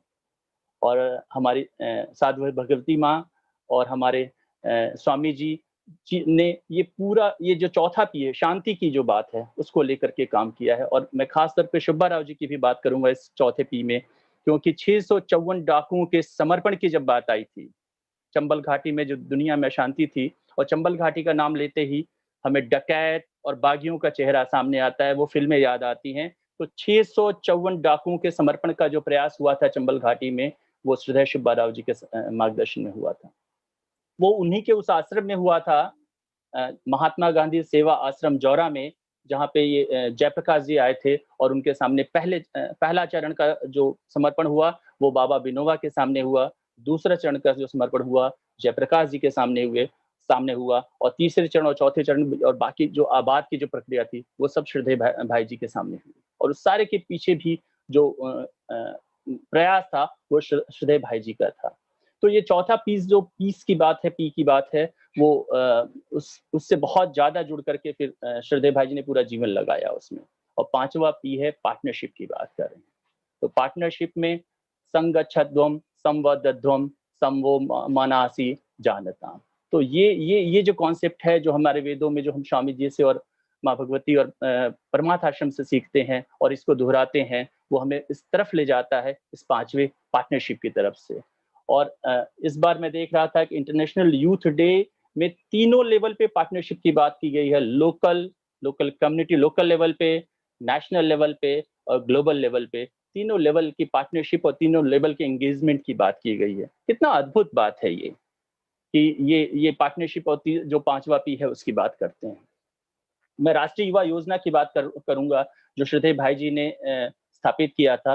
और 1970 में 1970 में जब चंबल घाटी में समर्पण हो रहा था, उस समय राष्ट्रीय युवा योजना जिस संगठन के साथ मैं जुड़ के काम कर रहा हूँ, वो उसका जन्म हुआ था उस चंबल घाटी में। और डाकुओं और बागियों ने तो समर्पण कर दिया, लेकिन बाद में डाकू और बागी और न बने, नौजवान जो है वो समाज की धारा में रहे, इसके लिए उन्होंने शिविरों का संचालन वहां शुरू किया और राष्ट्रीय युवा योजना तब सामने आई। और देश भर में, दुनिया भर में राष्ट्रीय युवा योजना की पहचान ही शिविर है। इन शिविर युवा शिविर है। युवा शिविरों के माध्यम से नौजवानों को इन 5P की जो बात की है उसकी तरफ ले जाने का काम करते रहे हैं हमेशा से। चंबल घाटी में 10 महीने तक के शिविर किए हैं भाई जी ने। और हमारा जो सबसे बड़ा शिविर है वो है जो आज की तारीख में यूनिटी, स्टैच्यू ऑफ यूनिटी है, सरदार वल्लभ भाई पटेल जी का जो सबसे बड़ा प्रतिमा लगी हुई है केवड़िया में। तो केवड़िया में 23,600 से ज्यादा नौजवान इकट्ठे हुए थे देश और दुनिया भर के। और वहाँ के जो जंगल आपको दिखेंगे, वहाँ जो हरियाली दिखेगी, उन नौजवानों ने अपने शिविर के दौरान लगाया था। और आज भी बहुत सारे नौजवान याद करते हैं कि हमने उसमें जो पेड़ लगाए, हमने जो पौधे लगाए, वो हरियाली जो दिखती है वो उस शिविर के समय हुई थी। उसके बाद हमने 5,000 से ज्यादा का शिविर पिछले वर्ष किया था, जिसमें 5,000 नौजवान देश और दुनिया भर के नौजवान इकट्ठे हुए थे। और वो था सुल्तानपुर लोधी में स्वामी गुरु नानक देव जी के 550वें जन्म शताब्दी वर्ष पे, प्रकाश उत्सव वर्ष पे। और दुनिया भर के नौजवान, 5,000 नौजवान एक हफ्ते तक साथ रहे और एक हफ्ते तक साथ रह करके उन्होंने दुनिया में इस 5 बातों को लेकर के अपने जीवन में उतारने की बात करी। संगत छद्वम संवदत्वम, इसकी बात करी हमने वहां।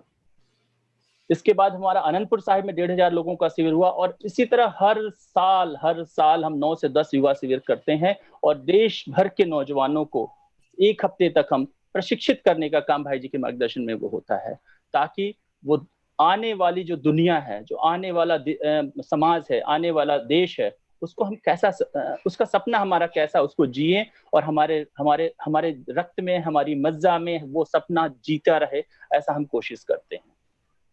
भाई जी बार बार कहते हैं, भाई जी जय जगत का गीत गाते हैं, और वो होते शायद आज के उसमें तो वो जय जगत गाते और वो प्रार्थना करते और हम सबको भी कहते कि जय जगत साथ में गाओ।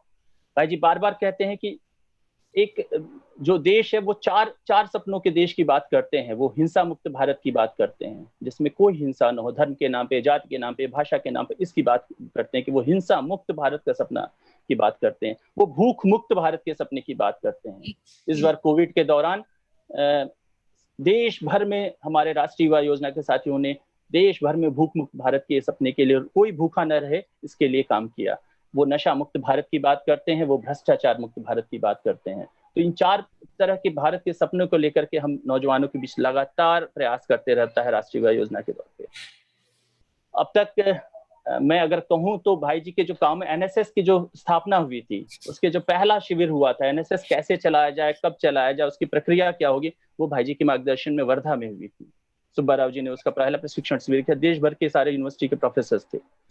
सद्भावना रेल यात्रा की जब हम बात करते हैं तो देश में 3 चरणों में सद्भावना रेल यात्रा चली और हजारों लाखों नौजवानों को, देश भर के लोगों को आंदोलित किया और एक वातावरण का निर्माण किया कि देश में शांति सद्भाव कैसे बना रहे। तो मुझे 5 मिनट का आपने समय दिया था। ये विनोबा के 125वां वर्ष है और बाबा विनोबा के विचार प्रवाह में हम हर रोज शाम को 7 बजे से देश भर में के लोग इकट्ठा होते हैं। आज भी हम सब लोग बात करते हैं बाबा की और बाबा के जय जगत के नारे को, रामहरि के नारे को आगे ले जाते हैं। तो मैं बहुत बहुत धन्यवाद देता हूँ, बहुत बहुत आभार व्यक्त करता हूँ स्वामी जी का, स्वामी जी के चरणों में नमन करता हूँ, साध्वी माँ के चरणों में नमन करता हूँ। मैं धन्यवाद देता हूँ अपनी नंदिनी बहन को, जिन्होंने हम सबको जोड़ा और ये मौका दिया। बहुत बहुत धन्यवाद। बहुत बहुत धन्यवाद संजय भाई for joining us। बहुत शॉर्ट नोटिस में आपने ज्वाइन किया एंड आई नो आपका पैनल भी अभी जल्दी ही शुरू होने वाला है। आई विल रिक्वेस्ट इफ हमारे साथ जो अगली पैनलिस्ट है, जैसे मैंने कहा, क्योंकि हम लोग समय के अभाव में हैं, तो इतना समय तो नहीं है कि सबको ठीक से इतना समय दे सके सबकी विचार सुनने के लिए, लेकिन हमारा प्रयास है सबसे सुनने का अवसर मिले। तो मैं अब निवेदन करूंगी कि we have amongst us Rubel Negi, who is a social activist. As I mentioned, she's the founder of the Rubel Negi Art Foundation. She is also the founder of Rubel Negi Design Studio. She is an award-winning, internationally acclaimed Indian artist with over 800 murals and sculptures to her credit, with over 150 exhibitions worldwide. She's a member of the Indian Design Council and is one of the pioneers to start Mumbai beautification with art installations around the city, especially with these beautiful selfie points. And her initiative, Misal Mumbai, has given a beautiful platform of art and activism in which she went into the slums of Mumbai and not only painted the slums, but really actually waterproofed almost 63,000 houses with sanitation, waterproofing, and conducting water and sanitation hygiene workshops. And with that also, this was her formal introduction, but she's part of the beautiful Parmarth Niketan family. Rubel Negi, if you can share your points on this panel of your personal work with youth, your message for the youth, and what keeps you so youthful and young and inspiring to the Yuva of India and of the world. Namaste everyone, and thank you so much Ganga Nandini ji for such a lovely introduction. आप सबको कृष्ण जन्माष्टमी की बहुत-बहुत शुभकामनाएं और अंतर्राष्ट्रीय युवा दिवस की भी आप सबको बहुत-बहुत शुभकामनाएं. I will not, as Nandini has already told us, that we don't want to take too much time, and I've got very few points, and I'm not going to take too long. We will talk about Misal Mumbai India, because Misal Mumbai India initiative is a youth-driven initiative, and as you can all see, Poonam Mahajan ji right there on the panel as well. So we started. So we started. Misal Mumbai with her, and with her enthusiasm and with her blessings and blessings of everyone. In less than a year, we reached out to many different areas in India, and it became Misal Mumbai India. Like I always say, the main aim of Misal Mumbai was not about just coloring the walls or just painting or beautifying a slum or a village. The main aim was that हम art के माध्यम से लोगों से जुड़ना चाहते थे, art के माध्यम से लोगों से जुड़कर उनकी सोच बदलना चाहते थे. And when I say सोच बदलना चाहते थे, to bring in that positive change in the mindset of people about why they need to keep their areas clean, why hygiene, sanitation, waste management, using less of plastic is important, why it is important to send your children, girl child and boy child, both to school, why it is important to empower your women, empower your youth. And it's so beautiful that India is amazingly a young country, and 2020 the average Indian age is 29 years. Isn't that brilliant? That means India is a youth driven nation. We the youth, potentially the people who are productive, dynamic, young population ready to transform the world. And this is what we did through Misal Mumbai India initiative. We went to many different slums. We went to many different villages, and Misal slowly and gradually, with the team of 38 people that we started in 2018, reached out to few lakhs, a big number of youth joining us today. In fact, even now during COVID time, where everybody was thinking that, work is slow, things are going very slowly, and I don't know what's going to happen. And we had so many Q&As from people that, ma'am, how is this? How are we going to tackle this? We've got few thousands of new volunteers added to our Misal family. I always say it's a big family and we have to work together. And I always say, youth empowerment is all about giving youth minds equal opportunity and the courage to follow their passion. It's like you don't want to bind them. You have to give them the freedom. You have to give them, you have to teach them. And when you teach the heart, the mind follows. You have to believe in our youth because they are so creative. And I always tell them, think out of the box, create something extraordinary because, your minds are so so diversified and you have so much potential in you. It's just that we need to show them the right direction. And, more I go to the rural side, as you all know that I work a lot in the villages. I work a lot in the slums. I mean, they are home for me. They're my family members there. I see so much potential in our youth. And when I say youth, I mean the young girls and boys, women there. They are so intelligent. They all want to contribute, but it's about showing them the direction. Education in our country is not just social and economic issue. We have to equip our youth to take the advantage of what 21st century is actually offering them, because there's so much, but they need to understand how to use that in the right direction. Innovation, like I always say, like when I'm an artist, I always say that, don't restrict your mind to whatever I'm teaching you or whatever the team member is teaching you. Come up with your ideas and, something that I must look at it and I'll say, oh my God, this is brilliant. I haven't really thought of this. So I always say that, when you're teaching, you're also learning, and your knowledge is something that you must share with everyone, because more you share, more you learn from them. And, it's also heartbreaking to see in the rural side that with the population of 1.2 billion Indians, we still lack masons, plumbers, electricians, carpenters, and so on. And why is that?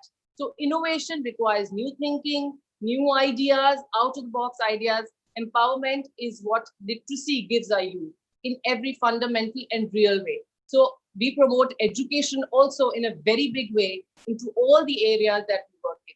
And you will be surprised. Youth will astound you if you give them the opportunity to do so. They have so much potential. It's beyond anyone's thinking. It's just the right platform, the right direction they need to be taken in. Most of the slums we go to, we see addicts, we see alcohol addicts, we see different kind of addiction, which all this youth today is facing. We see a lot of areas with domestic violence. So that is where Misal initiative steps in with Rubel Negi Art Foundation to address those issues. And we have so far seen a lot of positive impact. In fact, the impact on ground is been amazing. That is why we could reach out to so many more areas. And I would just say that, believe in our youth, because future of any nation depends on our youth, and give them the freedom to come up with their ideas and explore. Thank you so much. Namaste. Thank you so much. Yes, youth need direction, but they also need beautiful leadership like yourself, not just beautiful outside, but beautiful inside. Thank you so much for the work that you do. And next, I would like to introduce Amish, who has to leave the panel soon. So we're taking him on this panel. And it is an incredible privilege and a blessing to welcome Amish Tripathi, who is the best-selling author. He is also the director of the Nehru Center in London. Amish is a diplomat. As I mentioned, he's an author, he's a columnist, and he's taken over as the director of the Nehru Center in London in October. He is listed amongst the 50 most powerful Indians by the India Today magazine in 2019. Forbes India has regularly ranked Amish among the top 100 most influential celebrities in India.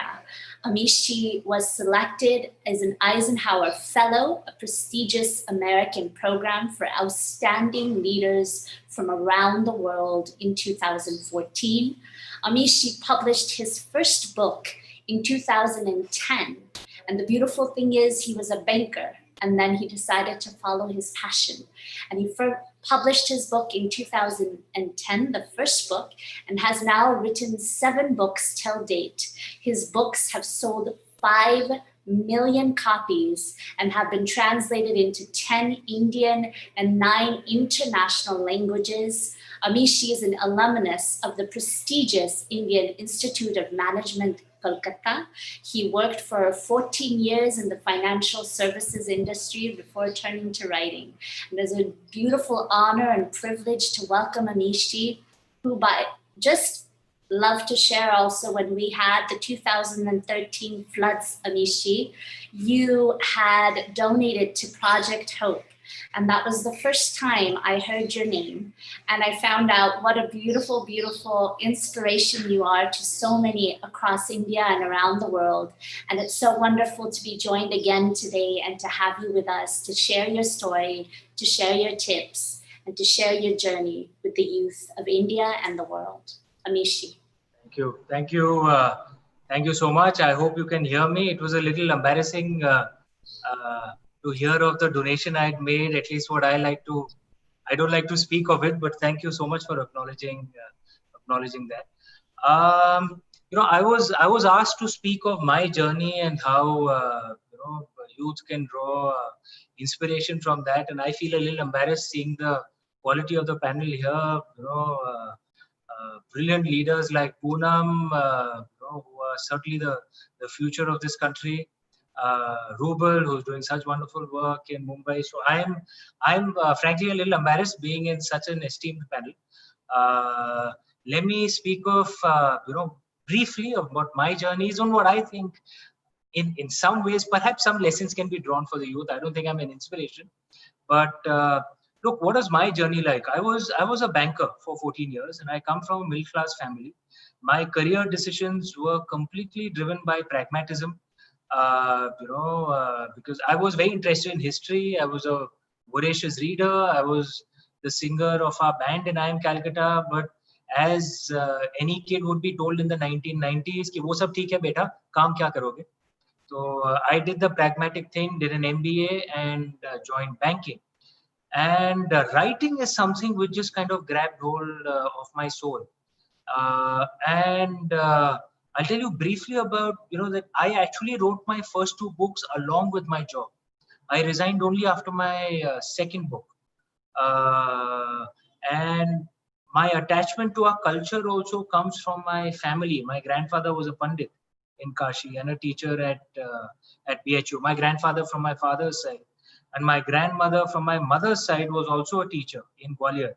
And both of them have truly influenced our family a great deal. We are a very traditional family stuck in our roots. But in the traditional Indian way, the more you are attached to your traditions, the more liberal you will be. It comes automatically if you truly read our scriptures. So if I've given you a brief, let me tell you what are the lessons perhaps that can be drawn from I think the first lesson is, you must pursue your heart, right? Let your heart decide the destination, but let your mind plot the journey. Don't jump without thinking. Right? Because if you jump without thinking, then often something that is a dream for you, something that is a source of happiness can turn into a nightmare. Right? Imagine if, I'd got the idea for my book around 2005, 2010, and I was in banking. Jobs don't get more boring than banking. There's a reason they call it compensation, the money that they pay you, because they screw your mind through the month and then compensate you with a salary at the end of the month. And the compensation is usually good, so you tolerate it for the next month, right? So it could have been very easy for me to say, yaar, the hell with this, I'll go kick my boss and jump into writing. And what if my books hadn't made, it took me some 5 years to write my first book. What if my books hadn't made money, right? Where would I pay the bills from?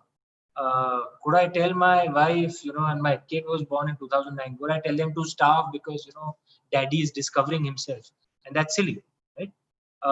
So the fact that I wrote my first 2 books along with my job, and I resigned only after my royalty check became more than my salary, meant I didn't turn my dream into a nightmare. So that's the first thought I want to leave with you. Let your heart decide the destination, but use your mind to plot the journey. Don't jump without thinking. Don't compromise your heart as well, because by the time then you're 70, 75, the things that you'll truly regret are the things that you didn't even attempt, not what you tried and failed at. Right? So listen to your heart, but listen to your mind as well. That's perhaps the first thought. The second thought, be who you are, man. In today's world, trying to be something that you aren't, especially with social media, with people tracking all the time, you'll get caught out here sometime. Okay? Be who you are. Some will like it, some will not like it. That's cool. Yeah? That's the way the world is. I mean, no one is liked by everyone. Right? So I am, for example, I'm very deeply attached to our our traditions and our culture, right? But yes, because of the, and my parents spoke in the Hindi medium. They were educated in the Hindi medium. But the 4 of us siblings were sent to schools that was beyond my parents' income and social class levels. And that meant that we are exposed to the Western way as well. So I have a bit of that, but at my core, I'm deeply Indian. I don't hide that. I wear it on my sleeve. And I've realized that I'm living in the West now. I'm living in London. That even non-Indians, I think they like people who are authentic. I find so many people, who will come here and say, don't call me Mukesh, call me Mike, because, I'm cool. I don't think that's light either, right? So if you've genuinely given up your Indian roots and you're genuinely, Western, then that's your choice. But my suggestion is be who you are and realize that some people will like it, some people will not like it. That is completely okay, right? And the third and the last thing, if you can do, it's the Indian, tradition on charity, which I would just like to suggest you. And it's there, you find it in all our communities, right? So, for example, in the Mahabharata, Lord Vidur had said that there are 2 ways to waste money. One is by giving charity to the unworthy, and the second by not giving charity to the worthy, right? So if you're, for example, if you're on the road and you see someone and you look like, they've had drugs, and you give them money because it makes you feel better, you know exactly where the money will go, right? Is that the right thing to do? You think you're doing charity, but actually you're harming that person. What would be better? Spend time and effort, find some food, give them food. If you can find some way to help them to build their lives, then you're actually helping, right? Rather than just making yourself feel better and just giving some money. It comes from the Hindu traditions, Jain traditions on charity. You see the Indian Islamic traditions of zakat. It is a tradition in all Indian communities. And one of the things that comes deeply in the Indian way, the money must be put to good use. Your task doesn't end by just giving some money. So find people who are good. So then you can just give the money and leave it to them. But if you're not sure, invest your time as well. Make sure people actually benefit from it. That's the only way then the good karma will come back to you as well, right? Speaking selfishly, right? So that is the law of cause and effect, right? You want your charity to actually have a positive impact. These are the 3 thoughts I want to leave. I thought I'll keep my remarks brief because I'm interfering in another panel. And thank you so much, Nandini ji, for accommodating me. Everyone, I'm so sorry that I have to, it's a really busy day. I have to go to another program. And Poonam, pleasure seeing you, yeah?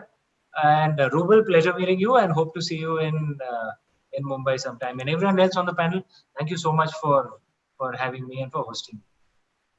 Thank you so much. Amish ji, we are so sorry that you have to leave early, but we're so glad that you joined us.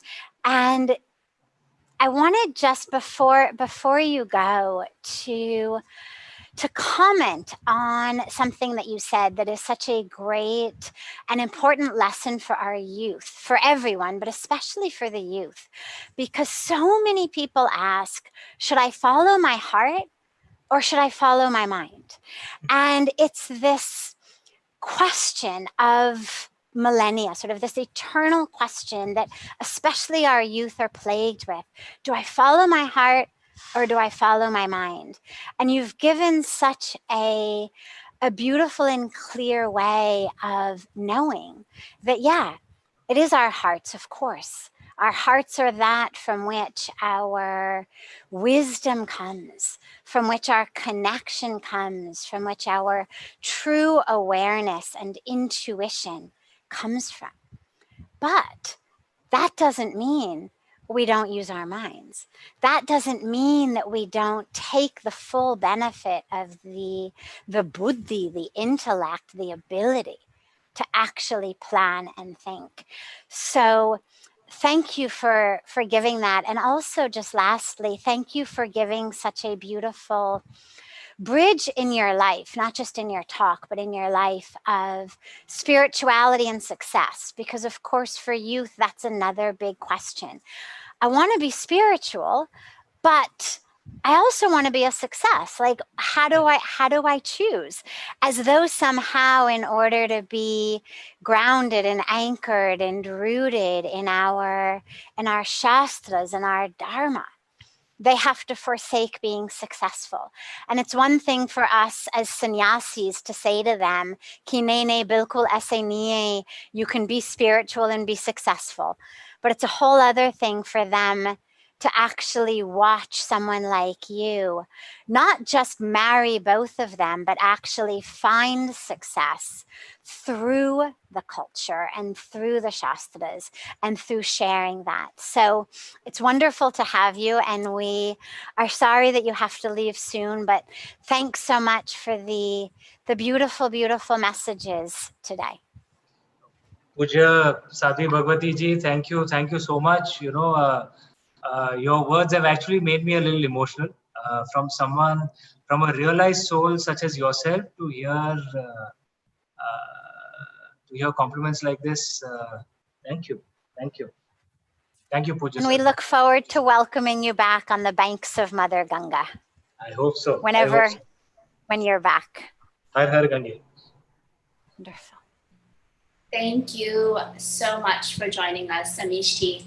And without further ado, moving on to our next panelist, who needs no introduction, but we are so privileged to have her agree to joining us in this panel, Poonam Mahajan ji, who is, like I mentioned, the Member of Parliament in Mumbai North Central. She is serving in her second term in this position, and she is also the National President of the Bharatiya Janata Yuva Morcha, the youth wing of BJP. She is a member of the consultative committee of the Ministry of Textiles. She's also the member of Parliamentary Standing Committee on External Affairs. She's the chairperson of the Indo-Japan FICCI Forum of Parliamentarians. She's the co-chair of the Indo-Japan FICCI Forum of Parliamentarians, president of the Maharashtra Basketball Association, patron of the Mumbai Youth Forum. She has innumerable other beautiful, distinguishing list of things I could go on about, and we are so privileged and so wonderful that we were able to welcome you on this panel and to have you with us today on this special day of youth when we're celebrating the International Youth Day. Poonam ji, thank you so much for joining. And without further ado, your message, your journey, and what inspires you to be an inspiration to other youth. Thank you very, very much. Param Pujya Adarniya Swami Chidanand Saraswatiji, Param Pujya Adarniya Sadhvi ji. Thank you very much, Adarniya Ganga Nandini ji, Adarniya Shreya Lakhani ji. My friends here, all the panelists, thank you very much. Rouble, I love you. I miss you, though we are in the same panel, but we haven't met each other in the same city for a long time. We need to get together and work more. And Amish Tripathi, I'm his biggest fan, more than a friend. And his recent book has also makes me believe that the oldest civilization and the youngest population, the bridge building, Amish has properly built the bridge to connect the youth with our civilization. It's wonderful. Thank you very much for having me here. I know we all have limited time.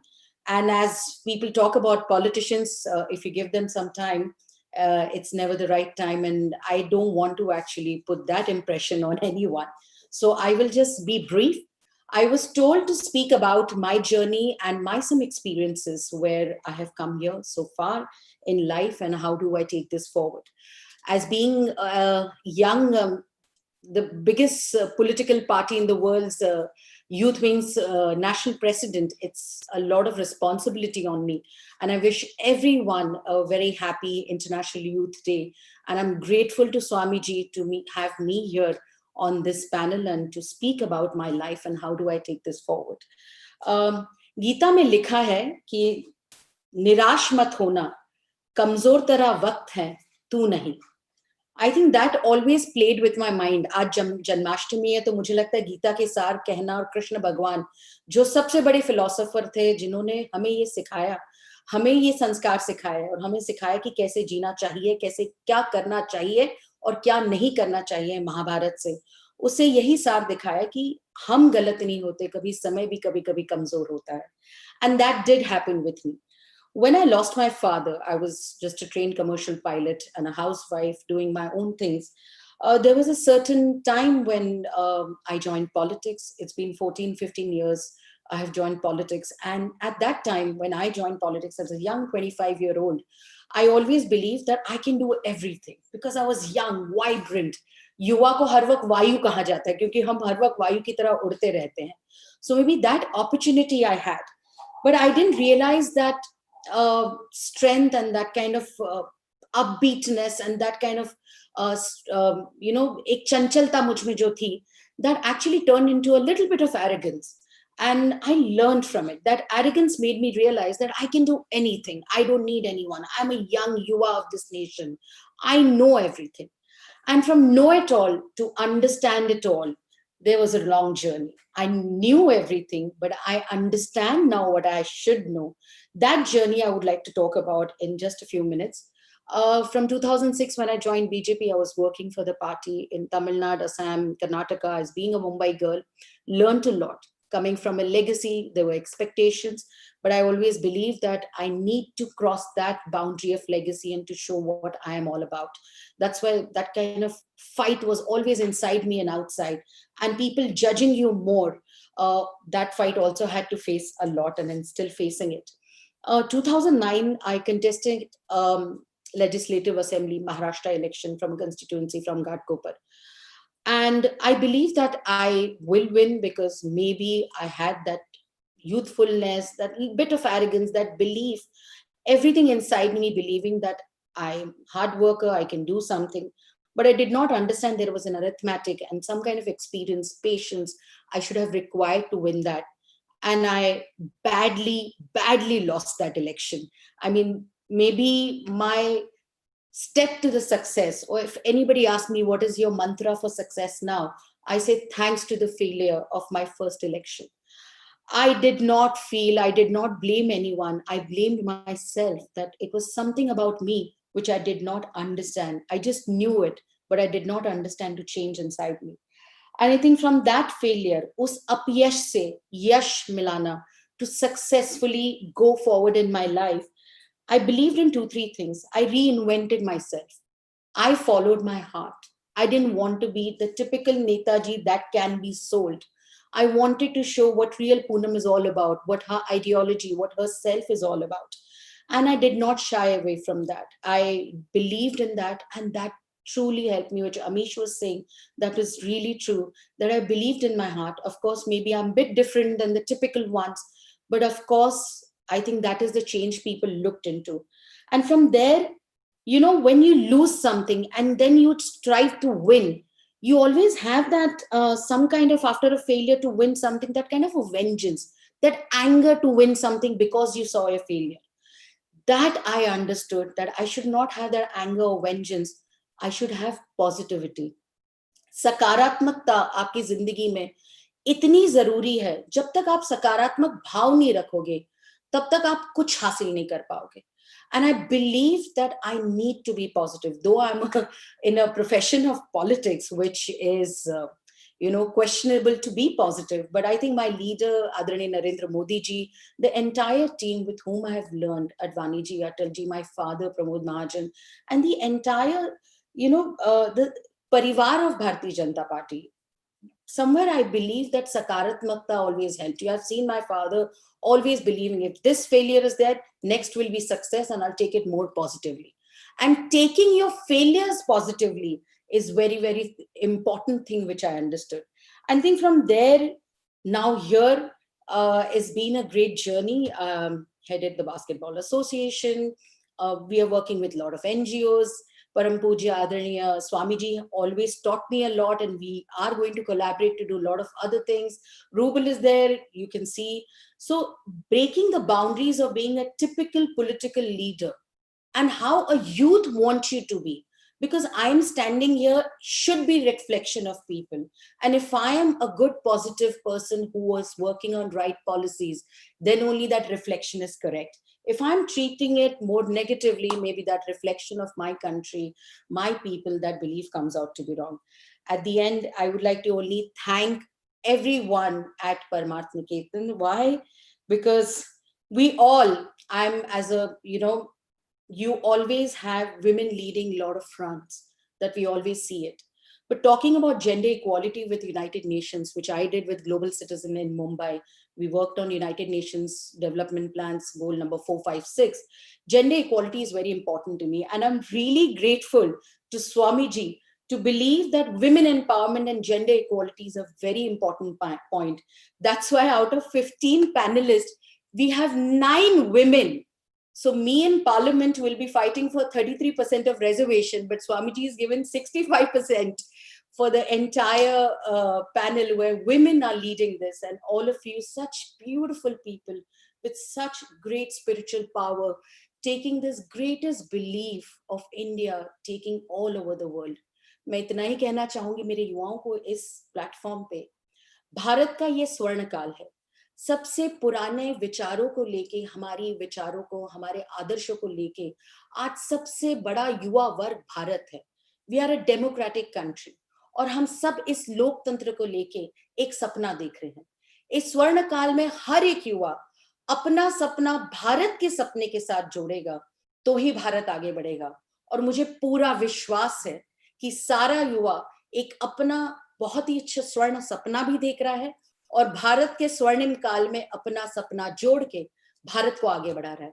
Thank you very much. बहुत बहुत धन्यवाद मुझे panel पे बुलाने के लिए. बहुत बहुत धन्यवाद. पूनम जी, हमको आपको सुन के इतनी अच्छी लगी, और आपने बिल्कुल सही कहा कि ये जो नारी शक्ति, आज युवा शक्ति की दिवस है, लेकिन युवा शक्ति और नारी शक्ति जब साथ साथ आते हैं तो केवल देश के लिए नहीं बल्कि पूरा विश्व के लिए इतना शक्ति होगी. और इसी तरह से आप इतना लीडरशिप दे रहे हैं, इतना प्रेरणा दे रहे हैं, केवल यूथ को नहीं बल्कि भारत की जो सारे नारी शक्ति को, युवा शक्ति को और नारी शक्ति को. और पूज्य महाराज जी का आशीर्वाद हमेशा आपके साथ है. और अभी 2-3 मिनट में दोबारा लाइन पे आएंगे.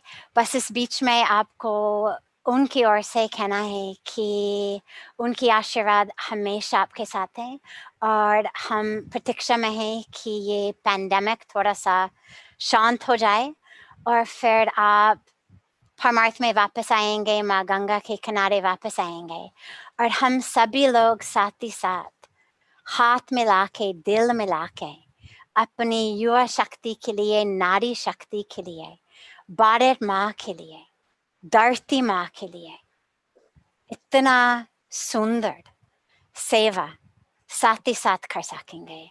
And we are looking so forward to it. Thank you so much for being with us today, or for all of the beautiful, beautiful seva jo aap Bharat Maa ke liye kar rahe hain. I'm honored. Thank you so much, Ma. Thank you very much. Thank you so much, Pujya Sadhvi. Thank you, our beloved Poonam ji. It's so beautiful to have you here digitally.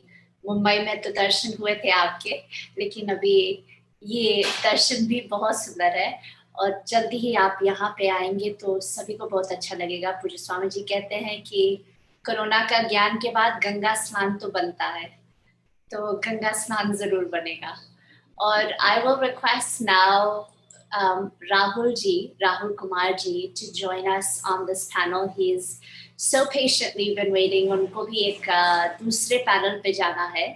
So with this, we will conclude this panel. Rahul Kumar ji is the managing trustee of the Sanskritic Ganga Trust. वो director हैं, जैसे मैंने कहा, Forum of Democratic Governance के, और उनके माध्यम से अनेकों ऐसी पुस्तकाएं, पब्लिकेशंस, एडिटोरियल्स लिखाई जाती हैं जो भारत की संस्कृति का दर्शन करते हैं, भारत के संस्कार का दर्शन करवाते हैं. और उनके लीडरशिप में एक युवा लीडर होते हुए वो कई सारे युवाओं को प्रेरणा देते हैं कि कैसे अपने संस्कृति के साथ जोड़े, अपने संस्कारों के साथ जोड़े, और उनके बीच में एक सेतु बना करके एक समन्वय के साथ आगे बढ़ें. So with that, Rahul ji, मैं आपसे निवेदन करूंगी कि if you can share your thoughts and your work and also what you would recommend to the youth of today, how they can be the change makers of tomorrow and the change makers of today. Rahul ji.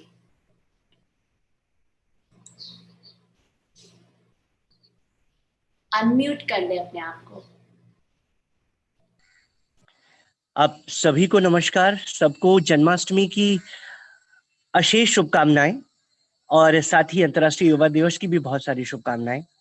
मैं पूज्य स्वामी जी को प्रणाम करता हूँ, भगवती सरस्वती जी को प्रणाम करता हूँ. आप लोगों का होना हम लोग के लिए एक बहुत बड़ी प्रेरणा है.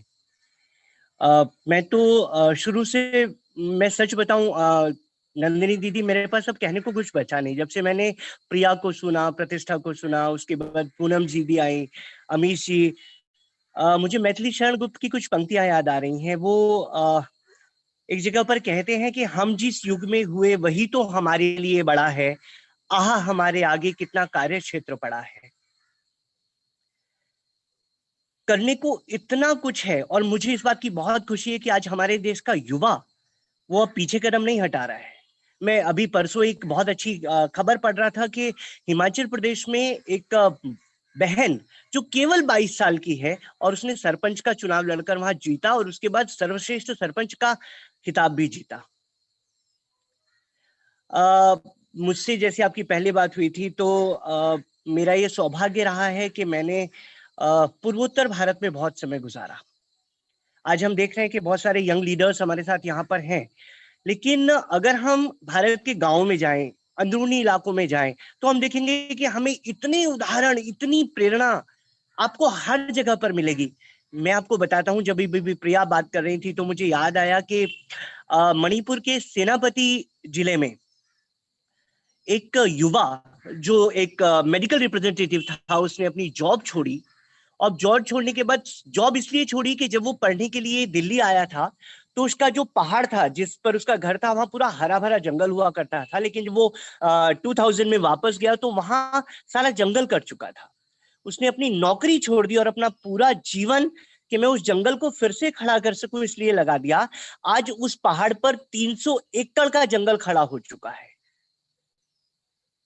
आज जरूरत इस बात की है कि ये सारे उदाहरण हमारे सामने आए. नन्नी दीदी, आपको याद है कि पिछले साल प्रयाग कुंभ में हम लोगों ने एक योजना बनाई थी कि हम पूर्वोत्तर भारत के 3000 कलाकारों को कुंभ में लेकर आएंगे. पूर्वोत्तर भारत जो हमेशा एक कटा रहा है, कई बार लोग कहते हैं कि वो तो शायद उनका सब कुछ, उनकी संस्कृति, उनकी परंपराएं सब कुछ अलग है, लेकिन उन 3000 कलाकारों को, यंग कलाकारों को कुंभ में लेकर आने का हमारा सपना हमने पूरा कर दिखाया. वो केवल इसलिए हुआ क्योंकि पूर्वोत्तर के जो युवा कलाकार थे वो चाहते थे कि भारत की जो संस्कृति है, कुंभ की जो परंपरा है, उसको वो देखें. मैं आपको एक छोटी सी घटना बताता हूं कि हमारे पास एक ग्रुप मिजोरम से आया. जिस गांव से वो आए थे, वो गांव मिजोरम की राजधानी से 4 घंटे गाड़ी से लगते थे. तो पहले वो आइजोल आए, आइजोल से 8 घंटे गाड़ी में बैठकर वो सिलचर आए, और फिर सिलचर से वो 10 घंटे की यात्रा करके गुवाहाटी पहुंचे, और फिर गुवाहाटी से 45 घंटे की यात्रा करके वो प्रयाग पहुंचे, सिर्फ इसलिए कि कुंभ के दर्शन कर सके. वहां की एक बहन जूलियट और मुझे लगा कि हमारे लिए वो बहुत एफर्टलेस था, क्योंकि वहां के लोग इतने इंथुसियास्टिक थे, इतनी ऊर्जा के साथ काम कर रहे थे। मुझे एक पता चला, अमेला जमीर, एक नागालैंड की कार्यकर्ता, एक बहन, वो इसलिए, आप सोचिए कि कुंभ में वो जाएंगे और चूंकि वहां पर बहुत दूसरे धर्म के लोग हैं, उन्होंने धमकियां तक दी कि हम आपको बाहर कर देंगे, लेकिन उसने कहा, और वो 200 कलाकारों को नागालैंड के और वहां पर लेकर आई, उनका प्रदर्शन कराया, उन्होंने कुंभ में स्नान किया और वापस गए। हमारे पास करने को बहुत कुछ पड़ा है। अभी भी जैसे सब लोग बात कर रहे हैं कि कोरोना का समय चल रहा था, हमारे पास एक बहुत बड़ा चैलेंज था कि ऐसे बहुत सारे कलाकार थे जो जिनकी रोजी रोटी केवल कार्यक्रमों से चलती थी और कार्यक्रम पूरी तरह से बंद हो चुके हैं। तो प्रसिद्ध लोक गायिका पद्मश्री मालिनी अवस्थी दीदी, बहुत प्रसिद्ध आरजे रौनक, वो सब यंग लोग हैं। उन लोगों ने, हम लोगों ने मिलकर और केवल कुछ ही दिनों में पब्लिक से डिमांड की, उनसे रिक्वेस्ट की कि हमें फंड दीजिए। हमने 30 लाख रुपए इकट्ठे किए और पूरे देश भर के लोक कलाकारों को, हमने 2000 लोक कलाकारों को फाइनेंशियल हेल्प की। ये बहुत छोटा सा है, हमें पता है, करने के लिए भी बहुत कुछ है, लेकिन मुझे लगता है कि हमारी जो परंपराएं हैं, हमारी जो संस्कृति है, अगर हम उसे जीवित रख सके तो हम ऐसे बहुत सारे लीडर्स को दुनिया भर में खड़ा कर सकेंगे जो आगे अपने लिए, इस समाज के लिए, किसी ने कहा भी है कि सुधरे व्यक्ति, समाज व्यक्ति से राष्ट्र स्वयं सुधरेगा। तो केवल हमें स्वयं आगे बढ़कर काम करने की जरूरत है। हम देखेंगे कि हमारा राष्ट्र, हमारा ये देश एक बार फिर से विश्व गुरु बनेगा। आपने मुझे मौका दिया, एक बार पुनः आप सभी का आभार। पूज्य स्वामी जी के चरणों में एक बार पुनः वंदन, और सरस्वती भगवती जी के लिए भी साक्षात प्रणाम। धन्यवाद। बहुत बहुत बहुत धन्यवाद राहुल जी, फॉर इतने कम शब्दों में लेकिन इतनी सुंदरता से आपने अपनी बात रखी। एंड जो भाई बहन हमारे साथ ज्वाइन किए हैं, जो आपकी क्योंकि ज्यादातर आपने हिंदी में बोला तो समझ नहीं पाए, तो उनके लिए कुछ शब्द मैं अंग्रेजी में बोलना चाहूंगी। और संजय भैया भी शुरू में बोला उन्होंने, तो वो भी हिंदी में बोल रहे थे। I was in a flow, so I'm really sorry for that. थोड़ा सा, I couldn't speak that English. I'm really sorry for that. इतना समय तो नहीं है सारी आपकी बातें रखने का, लेकिन ये तो जरूर शेयर करेंगे कि सच में this is a youth perspective. When we say कि there's so much that's being done, आपने कहा कि there's so much that's being done, and yet there's still so much to do. And that's so beautiful that we'll be working together and ensuring that more and more youth can come forward with enthusiasm, with energy. And you also mentioned the work that you're doing in the northeastern states of India, bringing the culture of the northeastern states, the culture of the tribal communities together in events like the Kumbh Mela, which is the biggest spiritual gathering of humanity, and how in those platforms you're not only bringing some of the most difficult to reach places together at these major festivals, but for them it's a journey of a lifetime. And thank you so much for doing that work and bringing all of those hundreds and hundreds of thousands of kalakar, of cultural ambassadors from those hard to reach places of India and bringing them on one platform. So that was really beautiful to hear. And just one quick addition I'd like to say of what Sanjay ji shared, and that he shared in English, I'd like to just summarize at the very beginning. It's been so beautiful that this panel has done a full circle. We went from Sanjay ji, who spoke a lot about the work that the National Youth Project is doing, the Vinoba Vichar Manch, which is celebrating its 120th year, is doing to bring together those communities that are left behind. And he said along the ideals of Gandhiji, to reach out to those who are the last in line, those who are left behind, and to bring them together. And that is what he is doing to inspire Yuva from all across the nation to come together, to really be the change that is needed in the world, and to inspire them that not only that they work locally, but they think globally. And with that, they always do this beautiful song, Jai Jagat. And we didn't have time for the song, but I do commemorate the work that the National Youth Project is doing. And thank you so much, everyone on this panel. And I will request if Shreya can come on again and moderate the last panel as we move into the last section of this beautiful webinar. Jai Ganga.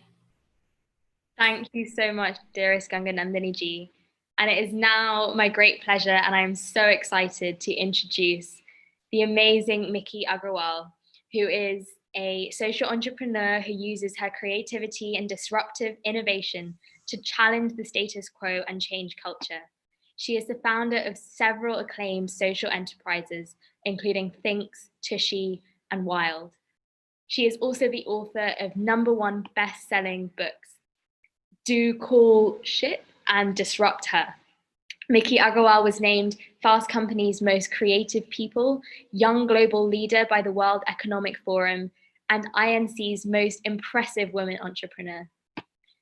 She passionately speaks about her 15 years of entrepreneurial adventures, from inventing products in taboo categories to creatively launching them, to marketing and scaling them exponentially, to dealing with shocking setbacks. And she shares her colorful, authentic revelations along the way. So Miki, I'd love to ask you to share a bit about your own personal story, what's inspired you, what challenges you might have faced on the way, what's driven you, and tools that you found really useful for yourself. And lastly, what your message to the youth of today would be. Well, thank you so much for having me, Sadhvi ji, Pujya Swami ji. Thank you so much for hosting this powerful, important event for the youth. So I think when I really just sit with myself and ask myself, you know, the most formative, life-changing experience in my life was when I was 11 years old. And, you know, I'm born and raised in Montreal, Canada, to a father who is born and raised in Benares, India, and to a mother from Japan. But I was born and raised in Montreal, Canada. And when we were 11 years old, our parents decided to take out a $30,000 loan so they can take us to India and Japan for 2.5 months to really witness our you know, our ancestry and know where we came from. And so we spent 2 incredible months in India, and it was one of the most eye-opening experiences of my life. When you're born and raised in Montreal, Canada, it's pretty, you know, it's a pretty simple middle-class life, American life. And going to India, I experienced just the magic of all the different walks of life. And one of the things that was really challenging for me to witness was, you know, being in one of the train stations in India back in, you know, 20 years ago, or more than that now, and seeing a 5-year-old boy, you know, begging for food in the train station, and I remember asking my father, you know, where are his parents? And my father, you know, looked back at me and said, you know, I'm not sure, maybe he might be an orphan. And I remember crying for the first time, like just of confusion and upset, and then just feeling a deep, deep, deep sense of luckiness. And from that place of luckiness, I just fast forward to becoming an entrepreneur. I knew that, you know, part of my dharma became to not only solve problems in the first world, but also marry that by solving problems in the developing world. And so when I started my first business, you know, Wild, and then to my second business, Thinks, and then my third business, Tushy, all businesses are social enterprises. And Thinks and Tushy are really focusing on the taboo space. I knew that I wanted to weave in, you know, a really deep give back. And one of the reasons why Sadhvi ji and I really connected was because of her deep work in sort of the wash, in the wash space, in the space of sanitation, hygiene, feminine hygiene, women's work. And, you know, I really chose to focus on businesses on creating businesses that give back. And I think the future of entrepreneurship is social entrepreneurship. I don't think, you know, the next generation, our generation, the next generation, you know, really what we understand is that our money is an energy exchange, right? Money is energy, and we get to put that energy towards either things that we believe in or just a thing. And so I really believe in the power of creating a world we want to see through business. And so, you know, when I started, you know, Thinks and Tushy and Wild, I really wanted to focus on categories that were really uncomfortable for people to talk about. You know, focus on taboo categories. You know, Thinks is in the period space and really looking at a woman's period and asking ourselves, why is that shameful? Why is a woman's period considered something to be taboo and something not to talk about? Because it creates human life. And what I was so inspired by is that the notion of business, of a product, inventing a product, can actually change the way people think about a subject matter like a woman's period. Like the fact that, you know, our invention, a period-proof underwear that protects women, you know, from leaks and having accidents, and just really keeps it all contained in a beautiful, comfortable way. And then you could just wash it and hang dry, and they work beautifully. To know that product opened up a conversation around something so uncomfortable originally in society, and really started asking the question, like, who is society? You know, and realizing that society is created by people who are no different than any of us, but from hundreds of years ago, you know, 100 years ago or so, and set a sort of societal standard that's just no longer valid today. And so really asking ourselves to question everything in our lives. Why do I believe this? Like, you know, like, why am I doing something in this way? And knowing that entrepreneurship, business can be a force for good in that way. With Tushy, my current business, you know, we are you know, bringing bidets to America, you know, something that, you know, the Indians have lotas, and in Japan, my Japanese side have those very fancy Japanese toilets. And yet in America, you're still taking dry paper and using trees to, like, you know, wipe your butt. And it's just sort of one of those wild things that hasn't changed here because it's taboo to talk about. Like, no one should be talking about poop or, you know, anything that comes out of your body that smells bad. And it's just like, everybody poops. And so why not do it in a way that's, you know, really, you know, like that's good for the planet. You know, to date, Tushy, my company, has helped save 2 million trees from getting flushed down the toilet. You know, right now, 15 million trees get flushed down every single year for toilet paper consumption. You know, when you think about the amount of water that's being used to make toilet paper, and of course, all the money spent to make toilet paper, it's just a really challenging, you know, old school thing that is no longer relevant in today's society. And so the idea was, oh, can I bring this modern bidet product, invent this really affordable product for the American consumer, and like use this product for good, and actually change the way people think about their habits, their daily habits. And again, it's showing that, wow, it does work. Like, we can create a world we want to see with business. And I think it's really conscious businesses that will change the world. You know, I think conscious capitalism is a really interesting concept where every stakeholder wins, where it's not just the shareholders, but it's the founders, the employees, the suppliers, the environment, and the shareholders that win. So it's a win-win-win-win-win model, and this model actually proves to outperform every major stock index out there. So I really care about the taboo space, you know, really understanding society and what societal indoctrination looks like. And recognizing that it's all an illusion. Time is an illusion. Money is an illusion. All the societal constructs are an illusion. Our borders are an illusion. Passports are made up constructs. Everything is just made up constructs that we can ask ourselves, wait, can this be made better? can this be changed? And the answer is yes. Can I invent a new possibility for the way for us to think? The answer is yes.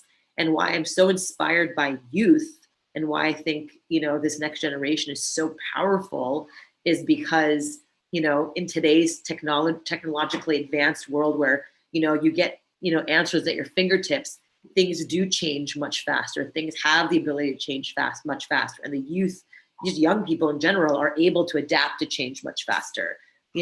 As we get older, we get pretty much, oftentimes people get set in their ways and just don't like change. You think about our parents who are like trying to text you. They're like, oh, I don't know how to text, and you're just like, no, you just press, this is how it's like, what is an emoticon? And I'm like, no, it's an emoji, but anyways, and so all these things, it's very difficult for the older generation sometimes to get sort of the fast-paced sort of, like 3-second sound bites of the next generation. But the next generation is just savvy, smart, technologically advanced, or learning, or growing, or just, are able to take in a lot of information and come up with new things. And the younger we are, the more, and the more permission we're given to be like authentically ourselves and sovereign beings and not kowtow to societal conditioning, the more beautiful, positive change can happen.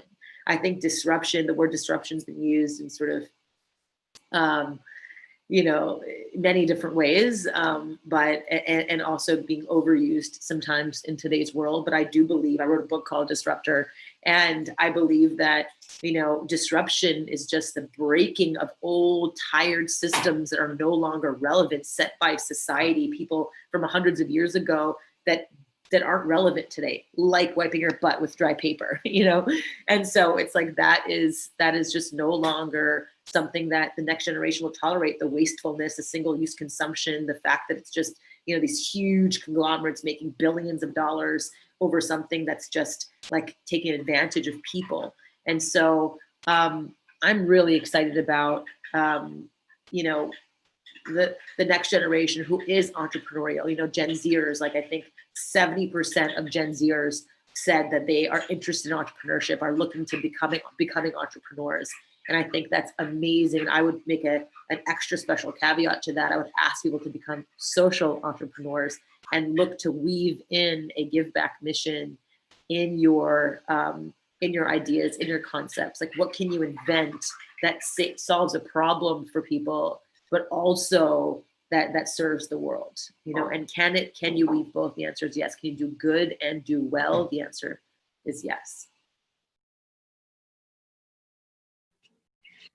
Thank you so much, dearest Miki, for all your words, for talking about how becoming an empowered brown woman is cool, how to make toilets cool, how to make periods cool, and for all your love and insight and wisdom and just disruption. I can't wait to read your book. And I would say one last thing, to the youth who are watching here, before starting a business, I would just ask yourself 3 questions. Question number 1 is, what sucks in my world? It starts with you. There has to be a pain point that you're dealing with, because oftentimes a personal pain point can really help you kind of drive an idea forward because it solves a problem for you. And then the second question is, does it suck for a lot of people? If you're experiencing a pain point that a lot of people are experiencing too, then that becomes a business opportunity, right? If it's not just something that everyone's mumbling about and grumbling to yourself, that becomes a real issue if a lot of people are experiencing the same problem. So what sucks in my world first? Does it suck for a lot of people? Second. And the third question is, can I be passionate about this issue, cause, or community for a really long time? It takes 10 years to be an overnight success.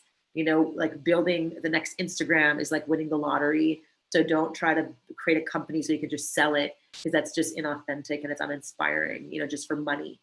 Build something because it solves a real problem, a real need in the world. And you'll find deep purpose in that too. Thank you so much for sharing your wisdom. So much.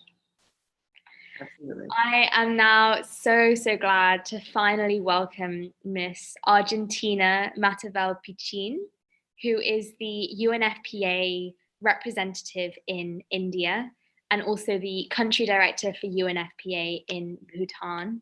We are so, so glad to partner with you here in Rishikesh with the Global Interfaith Wash Alliance and do the work that we're doing with you for youth here in Uttarakhand, for livelihood, for empowerment, for education, for women, for children. Thank you so much for joining with us today and for partnering with us in this event, which has been such an inspiring host of amazing speakers. Miss Matavel has a career spanning close to 40 years and has been at the forefront of programs that have focused on rights and health of women and girls and giving a voice to youth and adolescents. Highlights of her work include a program in Bangladesh to accelerate the reduction of maternal mortality by focusing on women and girls working in tea gardens and the garment industry, and building a cadre of professional midwives. Ms. Matavel also led evidence-based programs to address gender-based violence.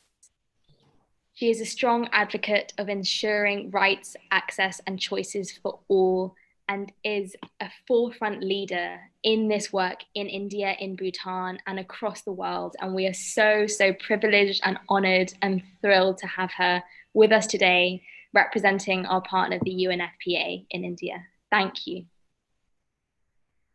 Thank you so very much, Shreya, for your very kind introduction. I didn't do any more than any of the people who are so kindly with us today. Great speaker. Coming at this stage, can you hear me? Yes, we can. Okay, we're just hearing voices in the background. So I was going to say that coming at this stage, I kept trying to readjust what I was going to say, but in the end, really, it's just to bring us back, being, a worker of the United Nations, to bring us back and remind us why this day was created when it was back in 1999. And it was out of recognition, not because we were just we were listening, but also because the young people had been craving and crying and saying loud year after year that they wanted their voices to be heard. They didn't want us to do things for them without them. And so finally, after years of advocating, the General Assembly created this day.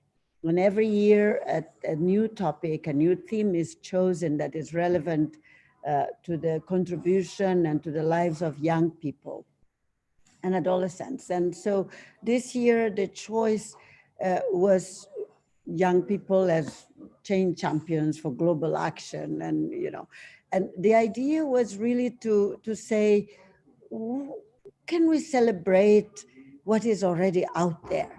Because it's not as if young people were sitting around as passive beneficiaries or poor people who cannot do anything for themselves, who only depend on parents, as traditionally we've called people who are not still in the job market as dependents, but because the parents are still paying. But actually young people have demonstrated, and I've seen it in the many programs that UNFPA and other UN programs support, that we have many young people who are already leaders and champions of change where they are, even in secondary school. Today, we heard an 8-year-old.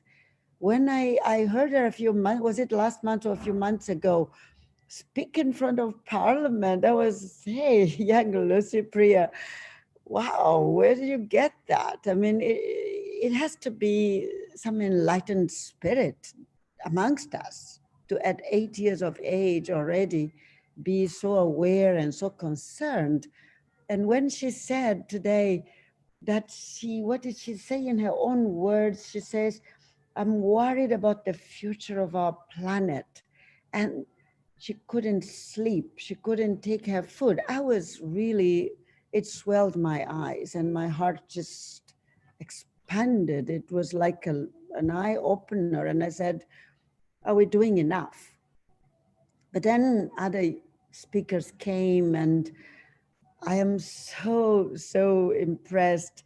You know, when I listened to Pratishtha, which is not the first time we've worked with her before, and then Malita committing directly to Pratishtha to work with her and people that she's representing because of her, like she said, acquired disability, but not brain disabled. I mean, she can still do things. And even people with some sort of a brain disability, oftentimes we see in the centers in which they are that they can contribute.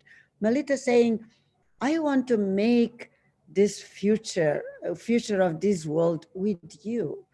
That's amazing. It's like opening the space. I mean, these events like this and others, and what I thank Parmas for being a partner in organizing such a beautiful event. We can bring together the voices of diverse types of people, young people working, contributing in their own way, wherever they are.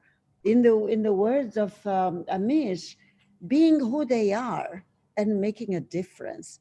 That's absolutely amazing. And when Amish shared these life lessons in just 3 sentences, I think that was not only for young people. You need to know, I know he's gone now, but if he will live streams later, he needs to know that even for us as adults, it's always very challenging to resist the pressure of wanting to be liked by everyone. And what he says is that you cannot be liked by everyone because you will be, in doing right, you will be upsetting some people. And so just stick to who you are, be true to yourself. And I really enjoyed, and when Sadhviji then summarized and said that he really shared and encompasses that example of combining worldly life and spirituality. How many times when I come from a hard day in the office and having sometimes to let go of a colleague and thinking that they're losing their jobs and the family is going without income, how many times have I said, oh Lord, why do I have to have this position? All I wanted was to pray and meditate and be a saint or something like that. But my journey, I am, took me to where I am working. So I need to be able to combine the two. So thank you to young people like Amish for reminding us. And I could go on and on about the young people who shared their stories today. I mean, Miki and others who spoke, I'm really very, very impressed. But what I will end up by saying is that you are beacons of hope. You are reshaping and reorienting the world, and it gives us hope. And like Miki was saying, oftentimes we adults are very skeptical already, but listening to you, it brings back, it restores that hope for our planet. And I'm sure young Lissie Priya, when she hears back all this that was said today, she looks at her elder, younger people who are older than her, I'm sure she can go back to sleep again and eat again. So I will end up by saying that the digital platforms, like Yasmin said earlier, they really did open up this opportunity to close the divides, the geographic divides, to bring us together. Look at me sitting in Portugal. Somebody was in London. Amish was in London. Sadhviji, Nandini, Rohan in Rishikesh, others in Mumbai. I mean, really, we are one. But it's also critical that you leaders of today, the young people, also use this platform to really help people, other young people, to use social media responsibly. Because when we log into social media, sometimes the kind of nastiness that goes on, we need to help them to use it for good, stopping the spread of misinformation, countering hate speech, standing up against stigma and discrimination. I mean, there's so much discrimination in the world, and in India today, I mean, really, we know what I'm talking about, the class divides, the castes, the shades of your color. Why do we need that? It is you, the young people of today, who are standing up, who are really showing, lighting the way, the torch forward, who will break down these barriers. It will take time, but it will be done. When women went to work, it followed centuries of women fighting to be in the workplace. When women got access to family planning, to control their bodies, to decide how many children they want and when, so that they could participate in life of their societies, communities outside the home, it took many decades. And even today, we still have women who have no access to controlling their body to be able to participate. So really, I'm hopeful to you young people by what I heard today. I can, like Lissie Priya, regain my sleep as well. Thank you so much for these life lessons and for being there and for taking up the baton from us adults and leading the way. Thank you. We count on you and to create a more gender equal, inclusive, and just world. Thank you very much. Thank you so much, dearest Argentina, for your really heartfelt and beautiful words. I could feel your love and truth pouring out of your soul, and really inspiring and honest and beautiful words. Thank you so much. I can hear the activist in you, and yeah, I just loved it. Thank you so much. And you're just an inspiring leader, and all us young people benefit so much from having inspiring global leaders such as yourself in these positions. And it gives me faith as well, because I'm sure still so much more can be done than is being done right now. Thank you. And now I'm so blessed to introduce Sadhvi Bhagawati Saraswatiji. We will now give her address. We're so blessed to be with Sadhviji today, as always. I'm so blessed to be with her here all the time, and she's a personal mentor and mother and friend and so much more to me. She is the Secretary General of the Global Interfaith WASH Alliance and President of the Divine Shakti Foundation, both of which are doing so much amazing work in this field, in this space, really empowering youth, helping youth, working with youth and women and children, and so many people who need to be given a platform, need to be empowered. Sadhviji was born and raised in California, in Hollywood, and she's actually been living at Paramath Nikethan under the inspiration and guidance of her guru and our guru, Pujya Swami Chidanand Saraswatiji, for the last 24 years. She graduated from Stanford University with a PhD in psychology, and she's a really renowned speaker for bridging the East and the West. She's got such a unique combination of different spheres of existence and has the most amazing mind and heart and soul, and we can't wait to hear from her today. Sadhviji.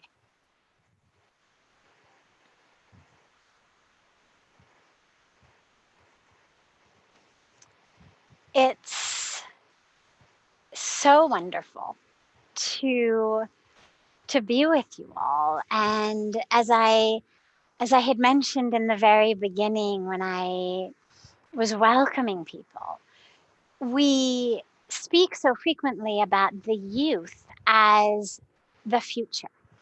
And yet, on a spiritual perspective, one of the things that we speak about so frequently is that the present is the future, meaning today, right here, right now, what I'm thinking, speaking, doing is creating tomorrow.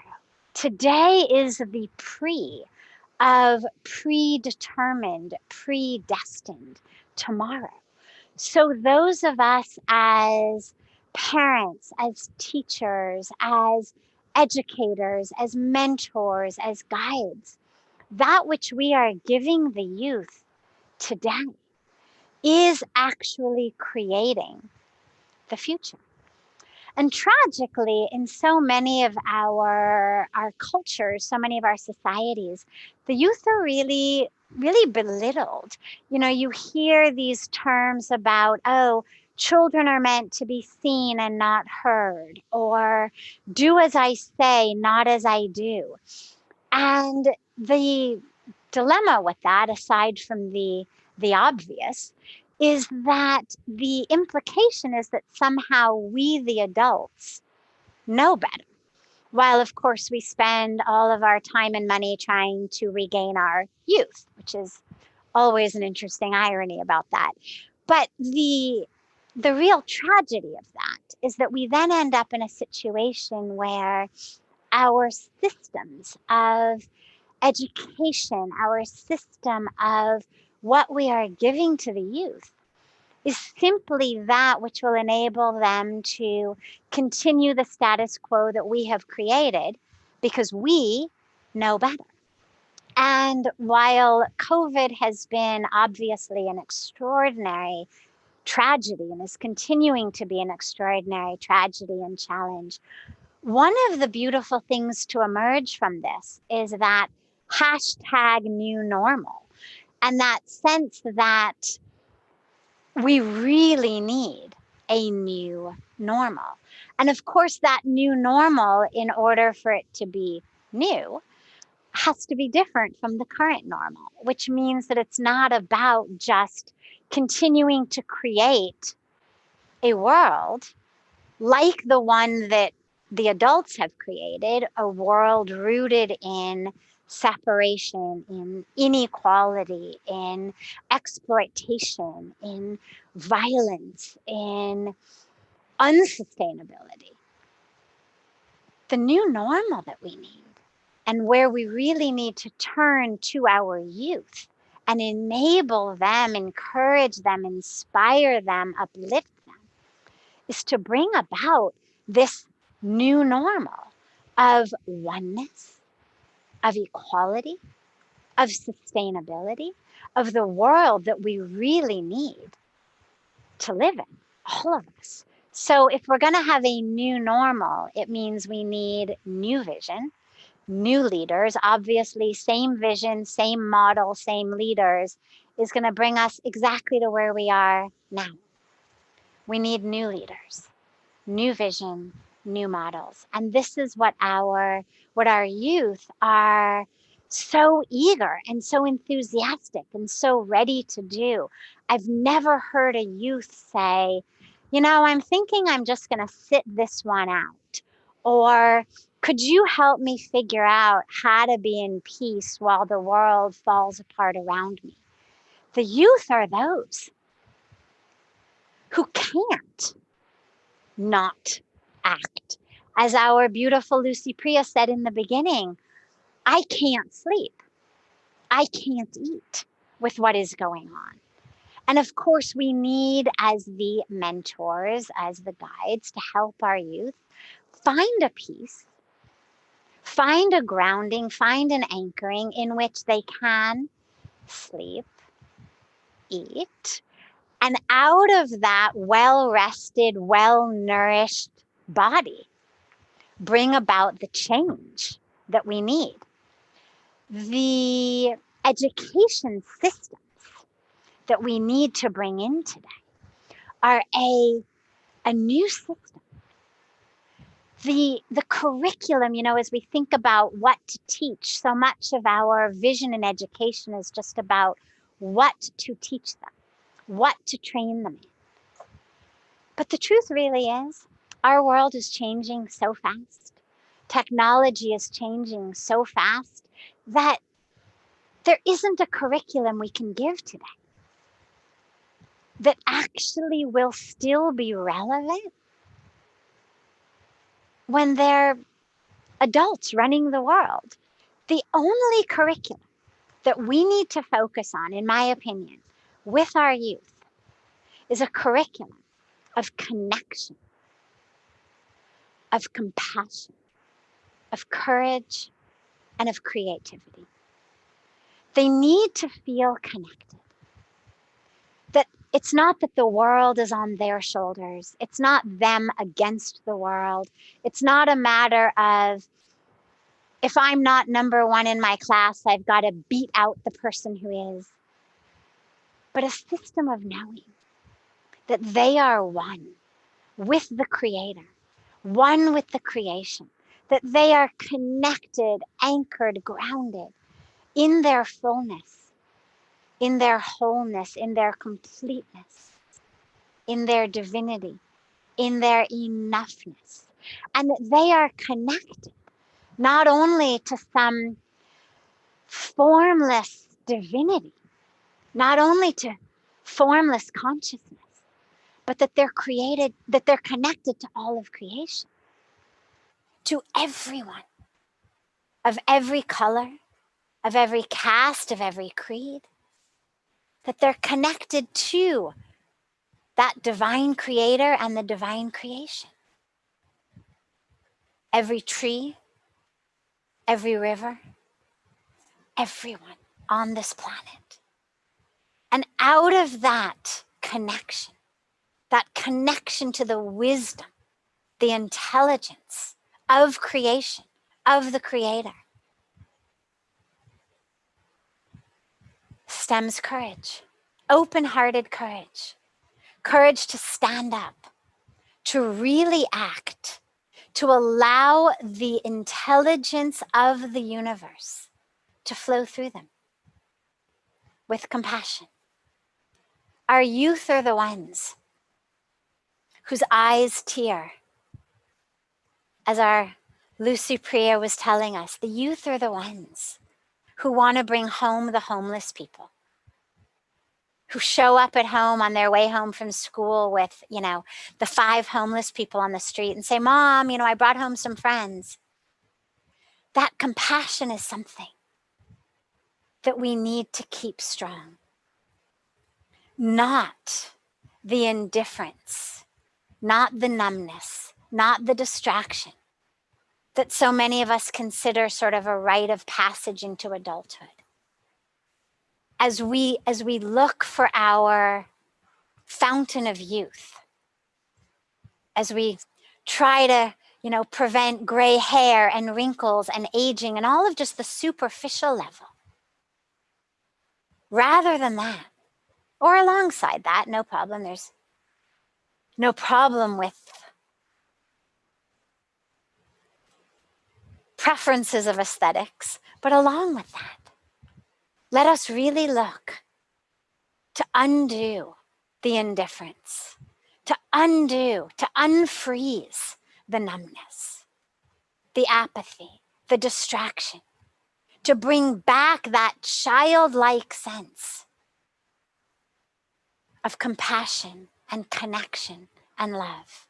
It would do us all some good, a little bit of good, to not be able to sleep or eat because of the homeless people, because of the hungry people, because of the refugees. Little bit of good it would do all of us. And then with the connection, with the courage, with the compassion, creativity. That's the exciting piece of the new solutions that our youth are going to bring in. But we need, as the adults, to empower them to be creative, not to expect them to just be cookie cutter stamps of the old, and to foster that creativity in them.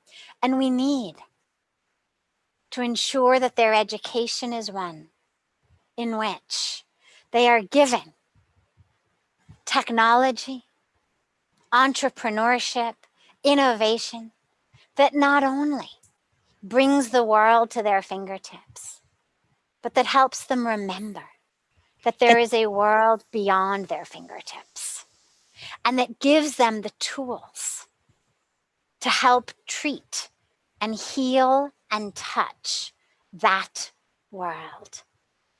There's so much to share with you. I wanted to end, though, with a poem by Khalil Gibran, who's one of my favorite authors. And I want to end with this poem because, as I began, those of us as the adults are a little bit stuck with the old ways.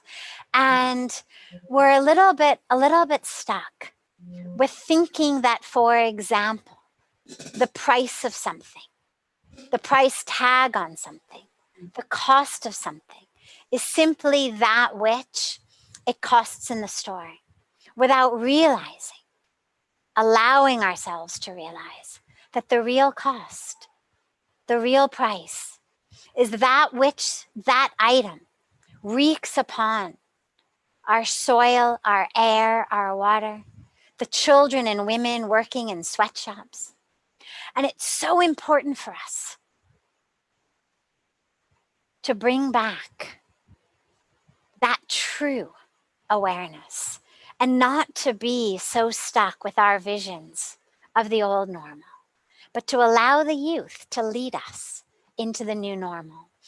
And that takes from our side courage, as Miki was speaking about disruption. Disruption isn't always a negative thing. In fact, it's almost never a negative thing. What we need is that courage to allow our system to be disrupted. Those doing the disruption, the youth, need the courage. But those of us as the educators, the mentors, the leaders, the guides, we need courage, and we need connection, and we need compassion to allow ourselves to be disrupted and to allow that energy of the youth to move in and to guide us and our planet into a sustainable, equal, love-filled, oneness-filled, togetherness-filled planet. So I'm going to end with this beautiful poem by Khalil Gibran, which is a poem titled On Children. And it says, "Your children are not your children. They are the sons and daughters of life's longing for itself. They come through you, but not from you. And though they are with you, yet they belong not to you. You may give them your love, but not your thoughts, for they have their own thoughts. You may house their bodies, but not their souls, for their souls dwell in the house of tomorrow, which you cannot visit, not even in your dreams. You may strive to be like them, but seek not to make them like you. For life goes not backward, nor tarries with yesterday. You are the bows from which your children, as living arrows, are sent forth. The archer sees the mark upon the path of the infinite, and he bends you with his might, that his arrows may go swift and far.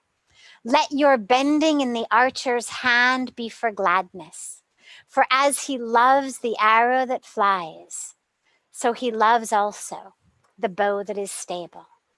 And we, those doing the leading, the guiding, the teaching, the mentoring, we are the bows.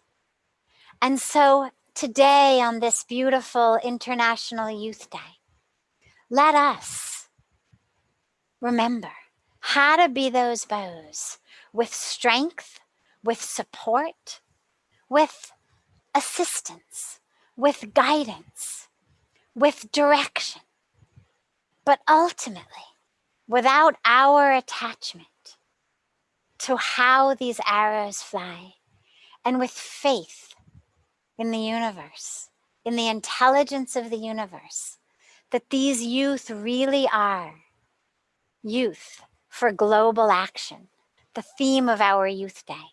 At any of the United Nations events, any of the Parliament of Religions, the World Economic Forum, any of these platforms, the youth sessions, the youth panels are always by far the most energetic, the most vibrant, the most visionary. We don't need to worry about them. We just need to give them that strength, that support, that love, that inspiration, and let them lead us. Thank you so much to our beautiful partners of UNFPA. It's as Shreya was saying, it's been such a great joy to work with them in this partnership. It's been such a great joy to work with the United Nations, with UNICEF on so many programs for so long. And thank you so much to all of our amazing speakers and leaders and champions today who have brought such vision from so many different spheres, from spheres of government, spheres of entrepreneurship, spheres of business. And it's such a beautiful joy to have with us my brother of the spirit, Kailash Kher, who, well, he'll tell you his story, who's a great inspiration, not just for the youth, but for so many. And to have him here with us sharing his story as a youth who came to these sacred banks of Mother Ganga, who came to Paramarth Niketan, who's experienced so much of what so many youth are struggling with today. Anxiety, depression, fear, confusion, and how he was so touched, so inspired, how he found that beautiful direction. As Mahatma Gandhi ji said so beautifully, what is the point of that fast speed that has no direction? And today, so many have speed but not direction. And Kailash ji will share how he found that direction to go with the great speed, and now how he is sharing that with so many. And he'll also share some beautiful, beautiful, inspiring music with all of us. So I'm so happy to turn it over to my beloved brother Kailash ji. आप सबको प्रणाम है गुरुजी, हरिओम, ओम नमो नारायण। आप सब सुन तो पा रहे हैं ना हमको जी। और खुशी की बात यह है कि कुछ इंतजार ऐसे होते हैं जिनको करने का मजा ही अलग होता है, और जहां सच्चा प्रेम होता है वहां इंतजार का ही असली मजा होता है। मतलब मिलन में तो बहुत मजे ले चुके हैं लोग, लेकिन इंतजार का जो मजा है वो पागल ही किए होता है कि बस अभी मिलेंगे, आज मेरे पिया घर आवेंगे, आज मेरे पिया घर आवेंगे। बहुत देर से मैं इंतजार कर रहा था, हालांकि मैंने 3-4 वीडियो तब तक और भी बना दिए हैं। तो पैकम पैक जीवन चल रहा है।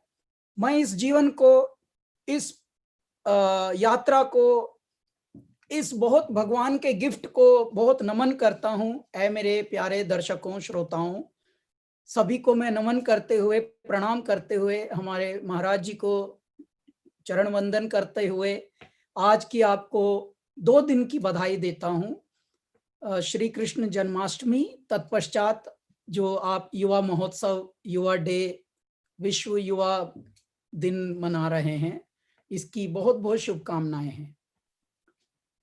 मैं अपना जीवन वृत्तांत आपके साथ शेयर करना चाहता हूं। पहले एक गाना गा लूं, तत्पश्चात मैं बात करूंगा। तो गाना आपके लिए एक यूनिक बात ये रहेगी कि आदि योगी तो सबने सुना है, लेकिन आदि योगी के ये वाले बोल कहीं सुने नहीं होंगे किसी ने भी, तो ये मैं गाऊंगा। तन के मंदिर में उजाला योग वाला, नाड़ियों में रक्त झूमे योग वाला, योग वाली ज्योत नैनों में जली है, सत्य खुलता जा रहा है। योग वाला कह रही है सब दिशाएं, योग वाला मगन जीवन सांस शाश्वत, सनन सननन प्राण गुंजन, धनन घननन उतरे मुझ में आदि योगी योग धारा छलक छन छन सांस शाश्वत सनन सननन प्राण गुंजन घनन घननन उतरे मुझ में आदि योगी उतरे मुझ में आदि योगी सो रहा है नृत्य अब उसको जगाओ आदि योगी योग डमरू डग डगाओ सृष्टि सारी हो रही बेचैन देखो योग वर्षा में मुझे आवो भिगावो प्राण घुंघरू खन खनाओ खनक खन खन खनक खन खन सांस शाश्वत सनन सननन प्राण गुंजन घनन घननन उतरे मुझ में आदि योगी उतरे मुझ में आदि योगी उतरे मुझ में आदि योगी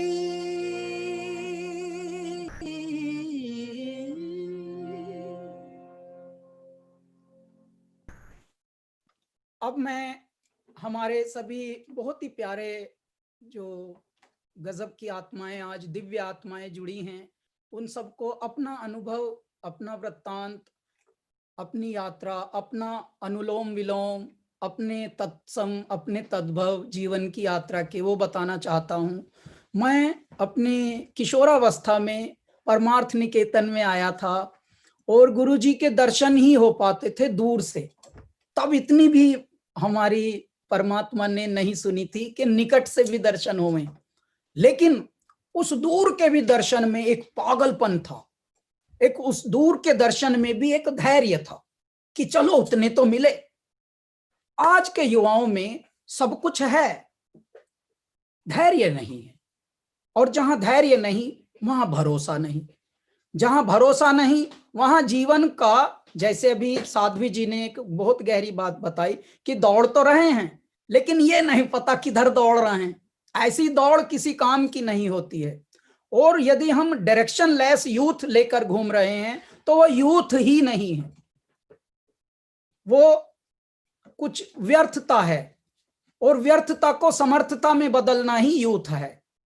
उन्नतिशील देश नहीं होता धन के भरे खजानों से, उन्नतिशील देश नहीं होता टैंक तोप विमानों से, उन्नतिशील देश नहीं होता इमारत और खदानों से, उन्नतिशील देश होता है उन्नतिशील नौजवानों से। और नौजवानों की परिभाषा ही यह है जो धैर्य में रहें,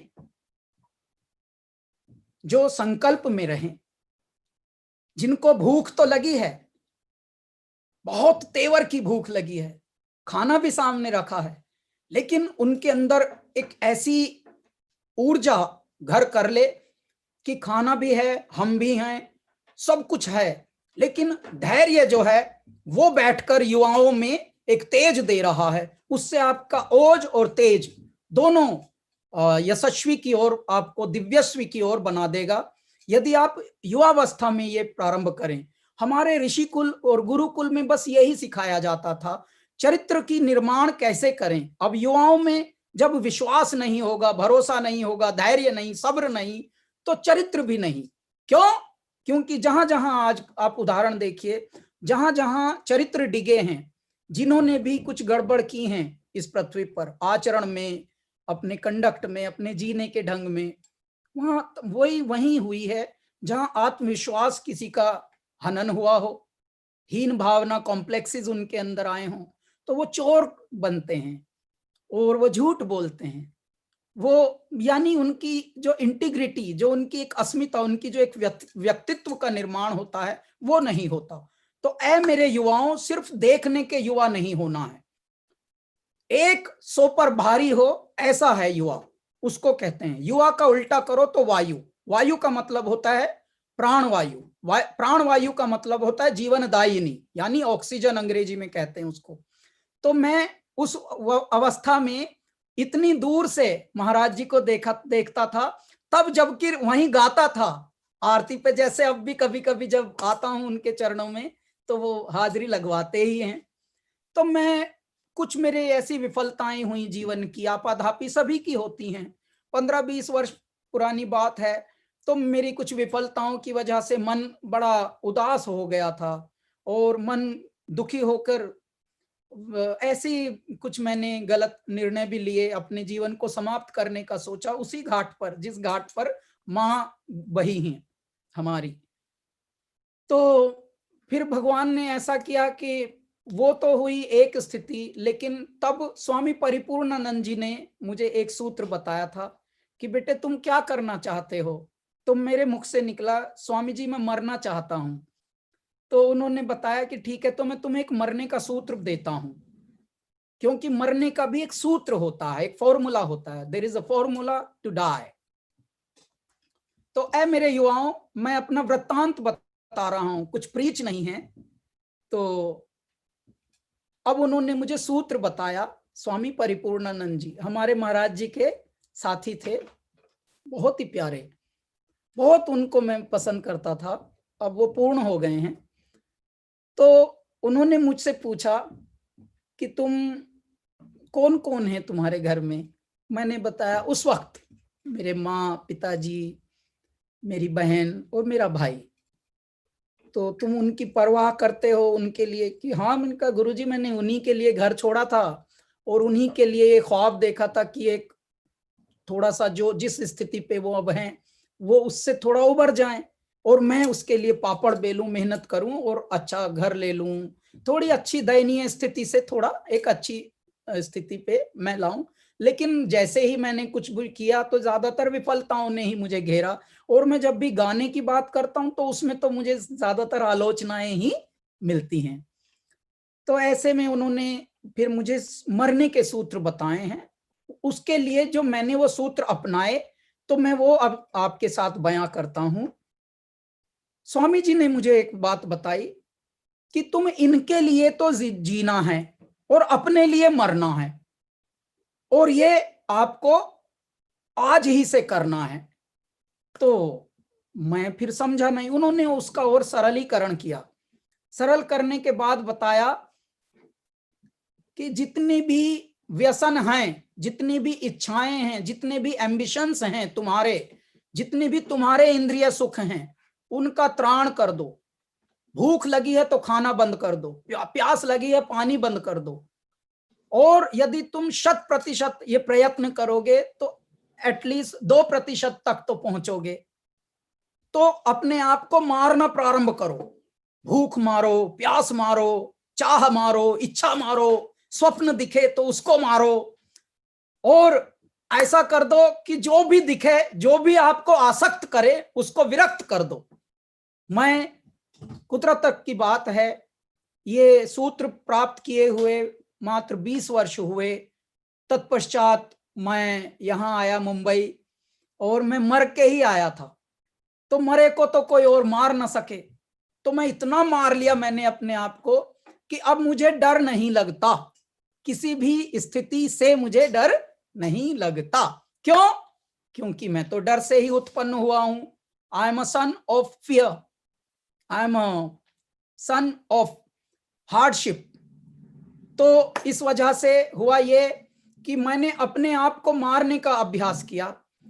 ऐ मेरे युवाओं, अपने आप को मारने की परिभाषा ही यह है कि आज मैं यहाँ रहता हूँ, फिल्म नगरी, फिल्मी दुनिया, लेकिन मैं अपनी इल्मी दुनिया में रहता हूँ।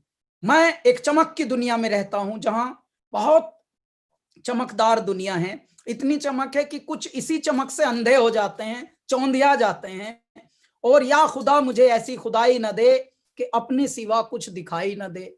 ऐसी दुनिया में रहकर भी मैं फिल्म नहीं देखता। मैं टीवीए में काम करता हूं, मेरे घर में टीवीए नहीं है, 3 मंजिल घर में रहता हूं, किसी एक कमरे में भी टीवी नहीं है। कुदरत की बात है, मैंने जो भी सुख देने वाली चीजें हैं इंद्रियों को, मैंने पहले उसको मारना प्रारंभ किया। अब मैं ये बात इसलिए बता रहा हूं कि सबके बस की ये इतनी बड़े प्राणायाम करने हैं नहीं, लेकिन जैसा मैंने शुरू में ही बताया, यदि हम 2% भी प्राप्त कर लें, उसके लिए 100% का प्रयत्न करना आज से प्रारंभ होना होगा। बड़े बड़े युवा हमारे स्वामी विवेकानंद बन सकते हैं, बड़े बड़े युवा हमारे स्वामी दयानंद बन सकते हैं आज के युग में, बड़े बड़े युवा हमारे गौतम बुद्ध बन सकते हैं।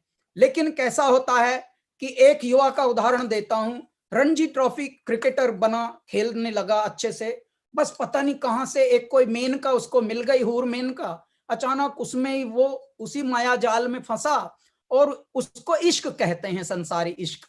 वो इश्क की ऐसी बेड़ियों में उलझा कि दोबारा फिर रणजी ना कुछ खेला ना पाया बेचारा, पता नहीं कहाँ, मतलब वक्त ने उसे पेल दिया, फिर खेल नहीं दिया, वक्त ने उसे ठेल दिया।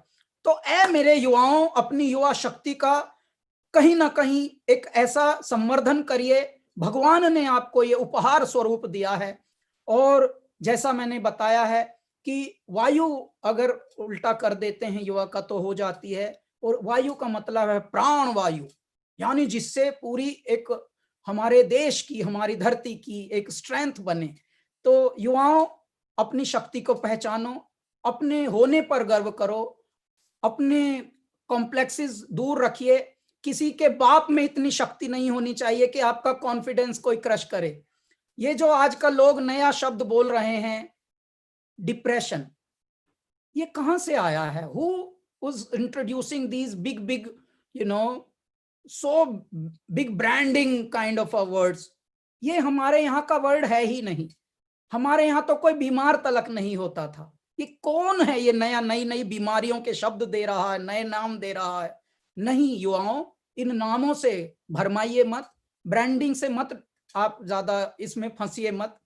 देखिए, ये भारत एक ऐसा देश है, मैं 2 मिनट में विराम दूंगा अपनी वाणी को ये बताकर, भारत एक ऐसा देश है जहां पे वृद्धा आश्रम नहीं होते थे, आश्रम होते थे। जैसे मैं आश्रम में ही पला हूं, मैं आश्रम का ही हूं, मैं परमार्थ निकेतन का बालक हूं। और देखिए, मैं क्या चाहूंगा कि कोई वृद्धा आश्रम बने पृथ्वी पर। वृद्धा आश्रम ये ओल्ड एज होम किसी और की सोच है। हमारे यहाँ संस्कारी आश्रम होते थे जहां पर वृद्धावस्था में संन्यास आश्रम में लोग रहते थे, अपने जीवन के जो चतुर्थ आश्रम होता है। तो हम अपने माता पिता की सेवा करें। हमारे यहाँ श्रवण कुमार हुए हैं, हमारे यहाँ तीर्थ हुए हैं।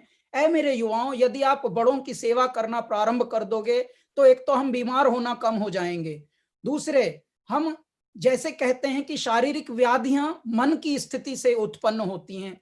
यदि आपका मन ठीक रखना है आपको, तो संगीत अच्छा वाला सुनिए और बड़ों की सेवा करिए, बड़ों की संगत में रहना सीखिए। अब ज्यादातर नमस्कार की बजाय हाय कह रहे हैं, hi hi dad, how are you, oh yeah even I was missing you. नहीं चलेगा ये। आपको चरण स्पर्श करने होंगे। आप कितना भी समय आपके पास अभाव हो, चरण वंदन लीजिए, उनकी ऊर्जा से आप अपनी ऊर्जा को अनुग्रहित करिए। और बड़ों की यदि आपने सीख थोड़ी भी ले ली तो ना तो आप बीमार होंगे। देखिए, फालतूबाजी ना करें, ना कभी बीमार हों, और गांठ का पैसा बचे और मुफ्त में बदन तैयार हो। हमारे यहाँ तो घी पी पी कर लोग ओलंपिक में लाए हैं गोल्ड मेडल, घी पी पी कर। ये अचानक रिफाइंड कौन इंट्रोड्यूस कर रहा है? अचानक कौन ये ब्रांडिंग दे रहा है नए नए शब्दों की, नई नई व्याधियों की, नई नई बीमारियों की?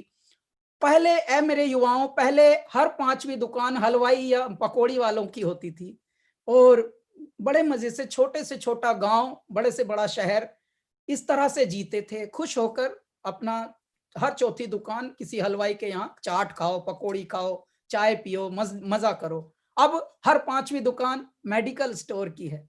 ये किसने बदल दिया मेरे देश को ऐसा? ये कौन कर रहा है मेरे देश को? कौन ठगवा नगरिया लूटत हो? ऐ मेरे युवाओं, अपना देश बचा लो, क्योंकि बड़े भी कह के गए हैं, बड़े ये कह के गए हैं कि हम लाए हैं तूफान से कश्ती निकाल के, इस देश को रखना मेरे युवाओं अब तुम संभाल के। अब तुम तो तब संभालोगे जब खुद को संभाल लो पहले। खुदाए पहले तो युवा युवा नहीं लग रहा, ऐसा बहका बहका लग रहा। तो ऐसा नहीं बनिए, ऐसा लगना चाहिए कि हाँ यार ये सामने से कोई युवा आ रहा है, उफ ये कोई भारत का युवा लग रहा है। तो ऐ मेरे युवाओं, अपनी शक्ति पहचानो, अपनी सामर्थ्य पहचानो, माता पिता की सेवा करिए, गुरुओं की सेवा करिए, उनकी संगत में रहिए, फिर अपनी रंगत देखिए। आपको आपके 1000 सवालों में उत्तर छुपे हैं। आपको ये जो माइंड आपका पागल किए हुए है और जो आपको चैन नहीं लेने दे रहा, इसी में शांतता है, इसी में उत्तर भी छुपे हैं। मैं ही प्रश्न, मैं ही उत्तर, मैं भीतर बैठा हूं, मैं ही अंत और मैं ही अनादि।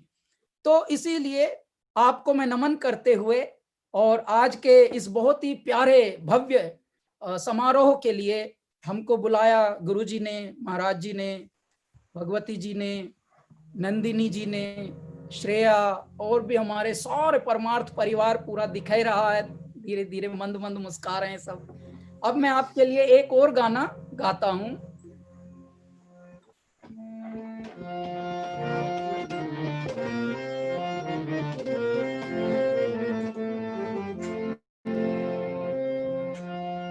मैं ये आज का, क्योंकि युवा दिवस है और ये पूरा शो ही हमारे ग्लोबल अलायंस वॉश, हमारी जो संस्था है, उन्होंने युवाओं के ही नाम उन्हीं के प्रति आह्वान किया है, तो उन्हीं को ये लाइन समर्पित करूंगा। आओ जी, ऐ मेरे युवाओं भटको मत, आओ जी।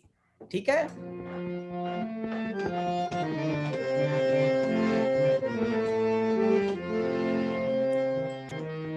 चांदन में मैं तकुरी तेरा सोना मुखड़ा, प्यारा प्यारा मुखड़ा, आंचल में मैं रखूरी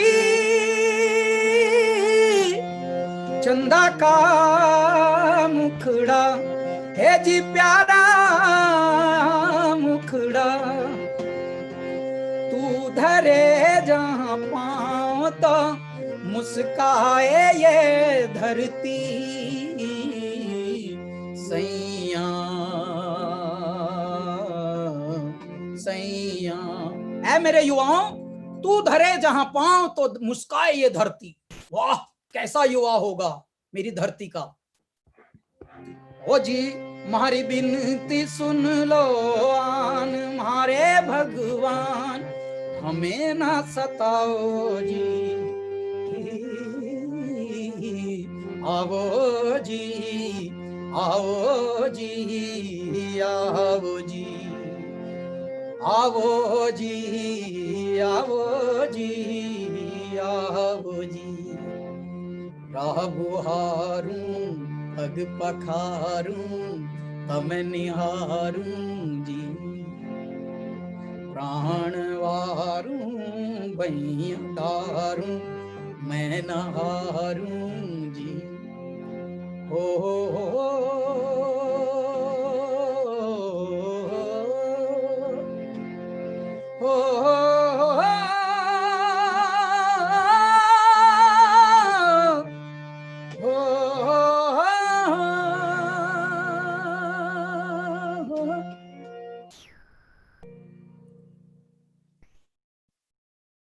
अगर 2 मिनट और हों तो एक और ऐसे आपको सरप्राइज दे सकता हूं मैं। हाँ है, बिल्कुल बिल्कुल आपके पास है, डेफिनेटली, नो प्रॉब्लम। हारमोनियम पे मैं गा रहा हूं, ये हारमोनियम मैंने ऑक्शन में लिया है। इस हारमोनियम की बहुत बड़ी दास्तान है। ये मैं महाराज जी, हमारे स्वामी जी, हमारे गुरु जी सामने हैं, इसलिए मैं पगला जाता हूं जब भी ये सामने होते हैं।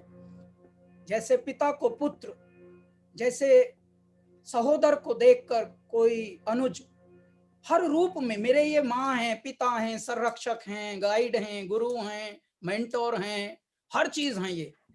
और अब अभी तो इन्होंने मास्क भी लगा रखा है, तो और भी मतलब ज्यादा ही ये प्रभावित करने में मतलब कसर ही नहीं छोड़ते हमको तो। तो अब ये बात मैं इसलिए बता रहा हूं, ये मैंने हारमोनियम ऑक्शन में लिया है। ऑक्शन में कुल 5 लाख रुपए में भगवान ने हमको ये हारमोनियम प्राप्त कराया। इसकी एक विशेषता आप सुनेंगे सब, तो जो नहीं भी हमारा शो देख रहे हैं वो भी अचानक समझ लीजिए इमेजिनेशंस में देखना शुरू कर देंगे। ये हारमोनियम है भूपेन हजारिका साहब का। तो मैं उन्हीं का एक गाना हमारे सभी जितने भी जुड़े हुए हैं, हमारे सब जुड़े हुओं से शेयर करता हूं।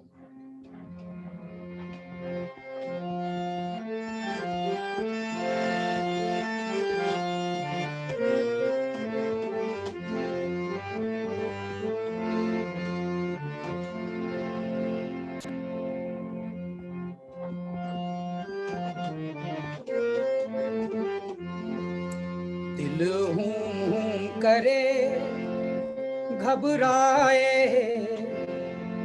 घन धम धम करे गर जाए, एक बूंद कभी पानी की मोरी अखियों से बरसाए। दिल हूं करे घबराए,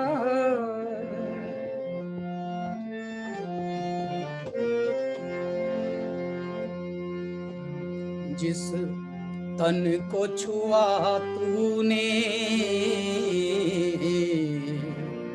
उस तन को छुपाऊं, जिस मन को लागे नैना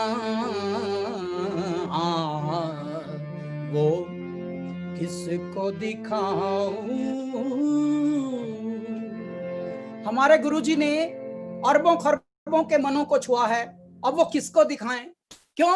क्योंकि हर जगह मौजूद है पर वो नजर आता नहीं, और सच्ची भक्ति के बिना उसको कोई पाता नहीं। जिस तन को छुआ तूने उस तन को छुपाऊं, जिस मन को लागे नैना वो किसको दिखाऊं।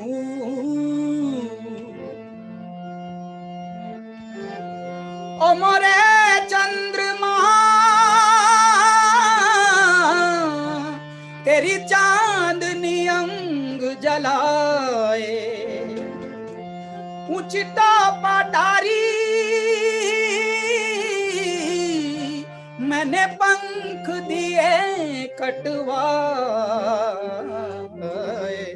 दिल हूं करे घबराए,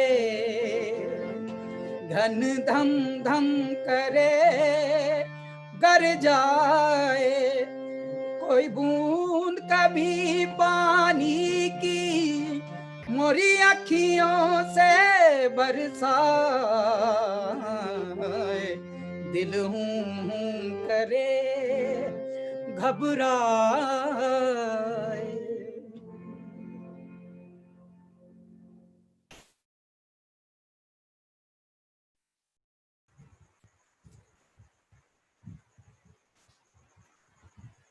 It was so beautiful to have you with us through song, संगीत की माध्यम से गाते हुए जो प्रेरणा आप केवल युवा को नहीं बल्कि सब लोगों को देते हैं। So beautiful. और अब माँ गंगा की कृपा से हमारे परम पूज्य स्वामी चिदानंद सरस्वती जी भी हमारे साथ हैं, बल्कि रास्ते पे हैं, लेकिन रास्ते से हमारे साथ ज्वाइन करेंगे, हमको मार्गदर्शन देंगे। इसी इंटरनेशनल यूथ दिवस पर हम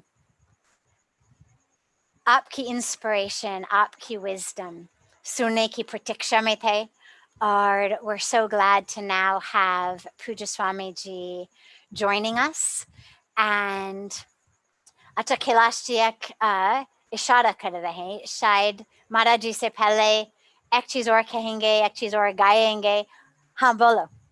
मैं हमारे गुरुजी के चरणों में, श्री चरणों में अभिनंदन, वंदन, अभिवादन करते हुए ये बताना चाहता हूँ कि क्योंकि हमने घाट पे तो ये बताया ही था, गुरुजी ने ही बुलवाया था हमसे, कि कला एकेडमी, जो Kailash Kher academy of learning arts, इसी वर्ष से ऑनलाइन गुरुजी प्रारंभ हो रही है और आपका आशीर्वाद लगेगा तो फिर हमारा परमार्थ भी, क्योंकि आपने पहले ही हमको तो ऐसा बड़ों ने का अधिकार निकली पारंपार, आपने तो ऐसा वहां पर बल दिया हमें कि हम तो एकदम सबल हुए घूम रहे हैं चारों ओर। तो एक सेंटर हमारा परमार्थ भी है, वो तो हुआ फिजिकल फॉर्मेट का, लेकिन ऑनलाइन इसी वर्ष से कला एकेडमी शुरू होने वाली है। एक गाना भी कोई सीखे, एक भी गुरुजी कोई मंत्र भी एक सीखे, सीताराम सीताराम सीताराम कहिए, जाहि विधि राखे राम ताहि विधि रहिए, सीताराम सीताराम। तो हमारे जितने परमार्थ के, जो हमारी आरती से लेकर भजन से लेकर ब्रह्म मुहूर्त के कुछ मंत्र हैं, कुछ श्लोक हैं, हम सब सिखाएंगे और अफोर्डेबल प्राइस पर सिखाएंगे। और पूरे विश्व में कोई कहीं भी रहे, एक मंत्र भी सीखना चाहे, मैं इसलिए कहता हूं कि सिर्फ गाने के लिए सीखना नहीं, सुनने के लिए भी सीखना चाहिए। संगीत, संगीत अपने चरित्र के निर्माण के लिए सीखना चाहिए, अपने इंद्रियों पे वश करने के लिए संगीत सीखना चाहिए। ऐ मेरे युवाओं, अपने आत्म मंथन के लिए संगीत सीखना चाहिए, आत्मशोधन के लिए, आत्म अवलोकन के लिए। कोई बात कैसे सुनी जाए, सुनना बहुत बड़ी आर्ट है। अब सुनना बंद कर दिया लोगों ने, बस बोल रहे हैं सब, बाहर सब कोलाहल है, भीतर जो है थोड़ा सन्नाटा है। उस सन्नाटे के पास जाएंगे तो हम सुनना भी सीखेंगे। तो हमारी कला एकेडमी एक गाना भी, एक मंत्र भी सिखाएगी और उसी का उतना ही चार्ज कर डालेगी। हरिओम हरिओम। ये मंत्र जो कैलाश जी ने दिया और जो सूचना भी दिया कि ये एकेडमी अब शुरू हो रहा है इस साल अभी ऑनलाइन के लिए, और फिर actually it's such wonderful news, और especially it's the International Youth Divas पर, कि सारे यूथ केवल भारत में नहीं बल्कि पूरा विश्व की जो यूथ लीडर्स, वो सब हमारे ऐसे प्रेरणा से सब हुआ संभव। हमारे गुरुजी ने ऐसा बल दिया हुआ है ना, सब कुछ हो सकता है। लेकिन जो मंत्र आपने अभी दिया, मैं इसको पॉइंट आउट करना चाह रही थी सब लोगों के लिए। ये जो सीताराम सीताराम सीताराम कहिए, जाहि विधि राखे राम ताहि विधि रहिए, this could be the mantra for not only International Youth Day, but it could be the mantra for the inspiration, the guidance, the leadership, the vision for the world. Oh God, wherever you keep me, whatever you do, whether in a hut, whether in a palace, whether in COVID, non-COVID, rainy season, dry season, whatever it is, wherever you are there, where your grace is there, your prasad is there, sab kuch hai. So agar ye mantra sabhi seekh jaye, it will truly transform our world. So I love this mantra as our mantra of the day. As I said, Pujya Swamiji is with us. गाड़ी से ही, और मैं उनसे निवेदन करूंगी कि महाराज जी हमको मार्गदर्शन देंगे on this beautiful International Youth Day, and how हम लोग जाहि विधि राखी Ram, how wherever God keeps us, we can be truly happy and peaceful and joyful there, whether we're youth or adults. Mangalam Bhagavan Vishnu, Mangalam Garuda Dhwaja, Mangalam Pundari Kaksho, Mangalayatano Harihi Om. Asato ma sadgamaya tamaso ma jyotirgamaya mrityorma amritam gamaya. Oh, Shanti, Shanti, Shanti.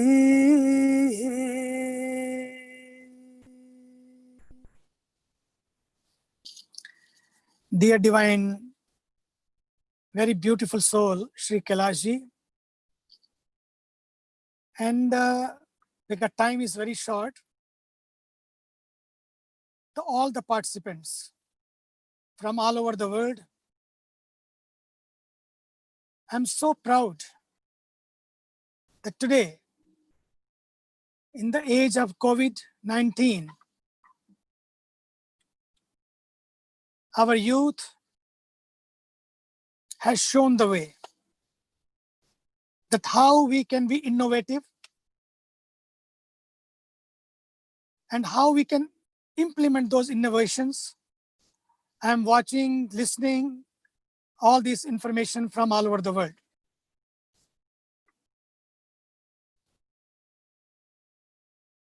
United Nations has done amazing job, but all of you together, united creation, through the united creation, we can bring a new vision, new wisdom for our coming generations. Not the next generation, but the now generation. Youth have the amazing power, amazing power. They must feel that power and then fill the power to others. I remember when I was in the jungle, I was very young. And being in the jungle, gone through so many hardships, and they were amazing saints. But the one lesson I have learned from those jungle days, that which is very useful for you and for everybody, even today. I noticed the saints, the sages, the seers who were living there. There were many challenges. There was no door-to-door service. There was no Amazon.com.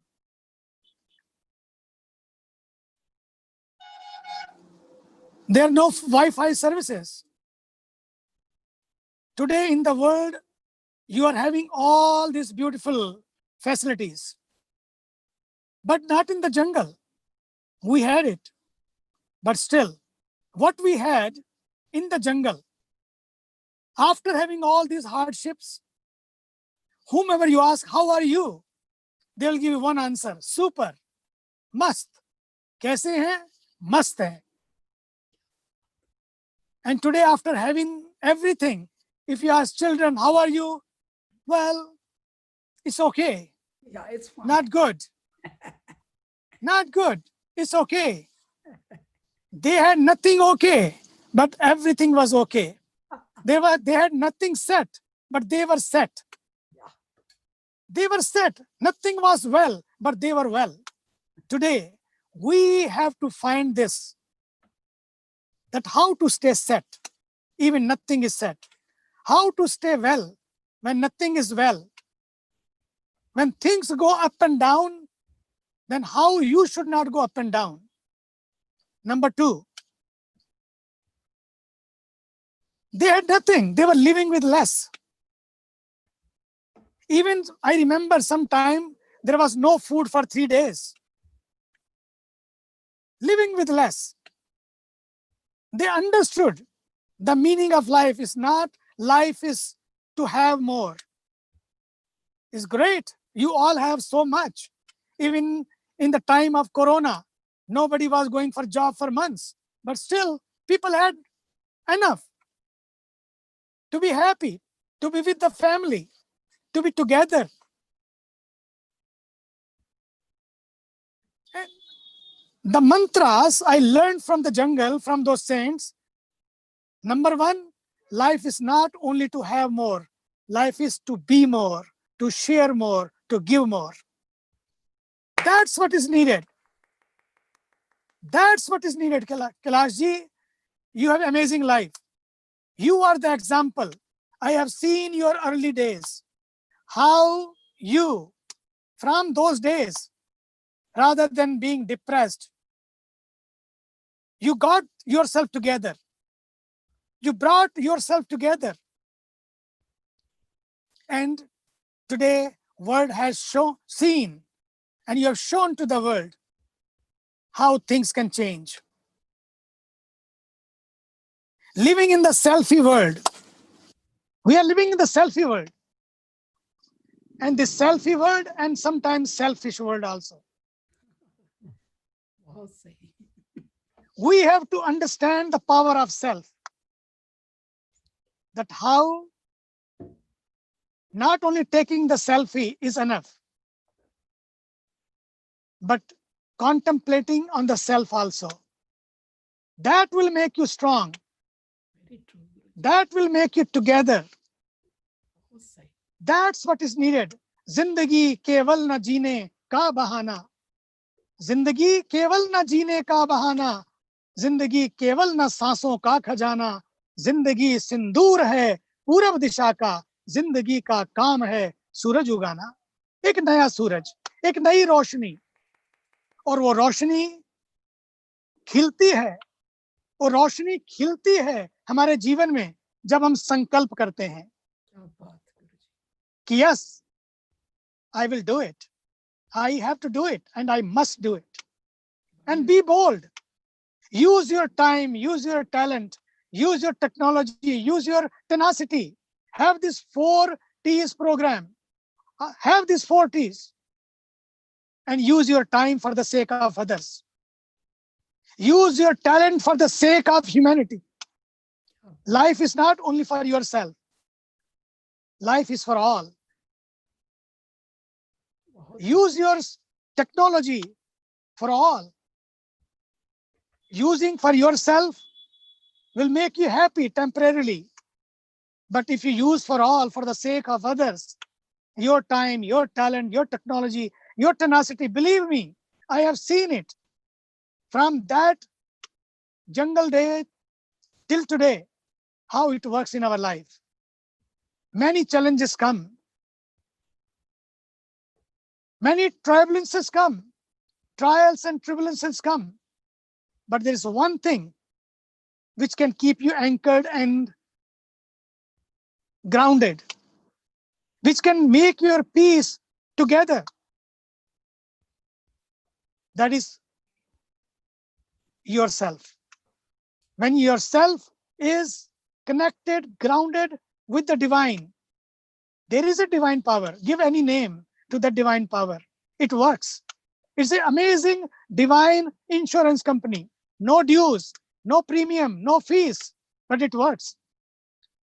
In life insurance company, when they say insure and be secure, but you have to pay premiums and dues. But here in the divine insurance company, just have faith that God is with you. The divine energy is with you. And with that faith, you can see, you don't have to move mountains with the faith, but you have to stay unshakable, unmovable in those moments. That's what is needed. That's what is needed. I love you. I can go on and on, but my battery of my life is on, but battery of my phone needs recharging. गुरुजी, आप तो power house हो धरती के, आपसे तो पृथ्वी जगमगा रही है, ये सब चल रहा है, जितना भी दिख रहा है इस पृथ्वी पर, जितना भी प्रतीत हो रहा है, आपका ही मंत्र है जिससे हमें प्रेरणा मिली, कम में ही दम है, इसलिए अभाव के प्रभाव से स्वभाव ऐसा बन गया कि एक नदी की तरह मैं बह रहा हूं, न जाने कितनी चट्टानें आई और गुरुजी बस अपने आप है, नदी अपना रास्ता बनाती चलती गई. But stay connected with that powerhouse. When he concluded, he was talking about the values, the sanskaras. People always ask me, especially in India, about wearing jeans. I tell them not to worry about wearing jeans, but you should not forget your genes. Your genes, your values. अपने मूल से जुड़ो, अपने मूल्यों से जुड़ो, अपनी जड़ों से जुड़े रहो, अपने संस्कारों से जुड़े रहो, अपने परिवारों से जुड़े रहो. पीआर आपको बहुत दूर ले जा सकता है, लेकिन जो पीआर से जुड़ जाते हैं, परिवार से कट जाते हैं, वो संस्कार से कट जाते हैं, फिर जीवन में प्यार से भी कट जाते हैं.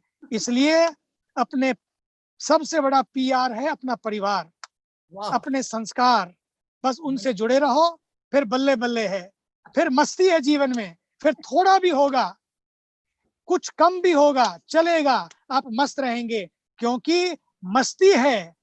जिंदा तो सब कुछ जिंदा है, जिनकी मस्ती जिंदा है उसकी हस्ती जिंदा है, बाकी तो सब जबरदस्ती जिंदा है. क्या बात है गुरुजी, बने रहो, मस्त रहो. Hariom. God bless you. On behalf of all of you, I will ask Sadhvi ji to please, because I'm in the car, I wish I could offer you from here, but on behalf of me and on behalf of all of you, to all of you, Sadhvi ji will give this beautiful, this green plant. Let us have a green beginning. Yes. Let us have a green beginning. God bless you and I love you. And next time, not on webinar, but when the Corona call is over, we can have all this together, International Youth Day, right here in the Paramarth Niketan on the banks of Ganga. Jai Gange. Love you all. Love you. Maharaji Pranam, I'm so glad that with this wonderful gift of technology, we were able, even up Gadi Mehe, Firvi, we were able to get your darshan and to hear your words. And jaise aapne kaha, tulsi ke poda, sabhi ko, aapki ashirvad se, aapki kripa se, to all of the beautiful speakers, this is a sacred plant of Tulsi that we are offering here to all of the wonderful leaders and champions and icons who have been with us today for truly, I think, the longest marathon webinar ever. And it has been full of such great wisdom and great vision and great energy and great direction. And we offer you all together this sacred plant of the Tulsi as a symbol of our love and our gratitude.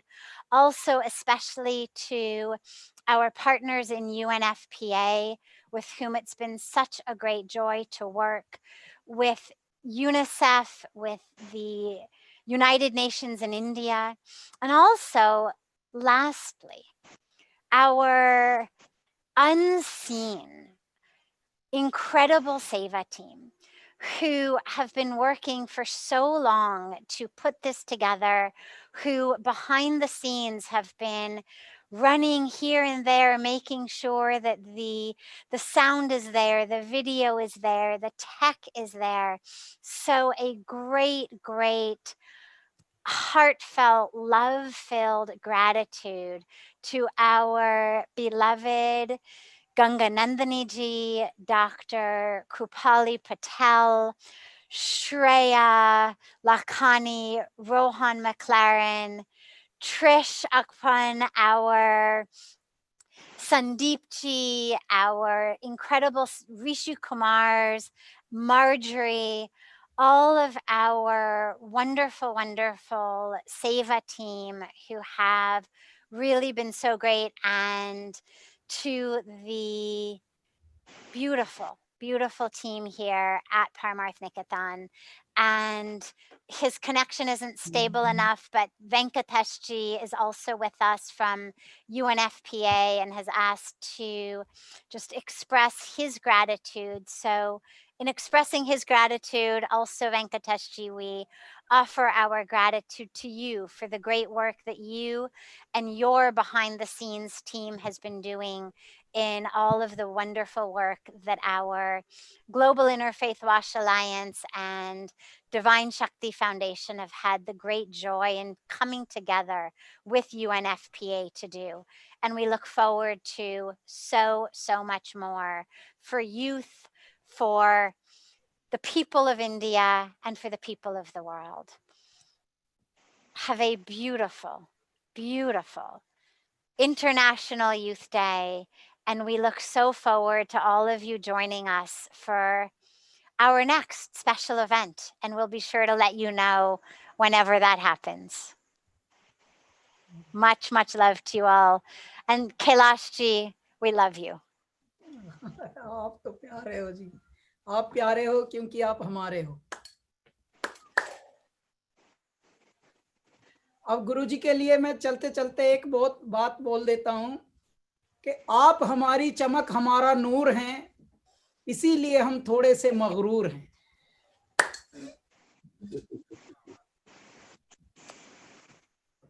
बने रहो। बहुत सुंदर, proud of you, wonderful, keep it up। जी गुरुजी। सुंदर। ओम पूर्णमद पूर्णमिदं पूर्णात् पूर्णमुदच्यते पूर्णस्य पूर्णमादाय पूर्णमेवावशिष्यते। ओम शांति शांति शांति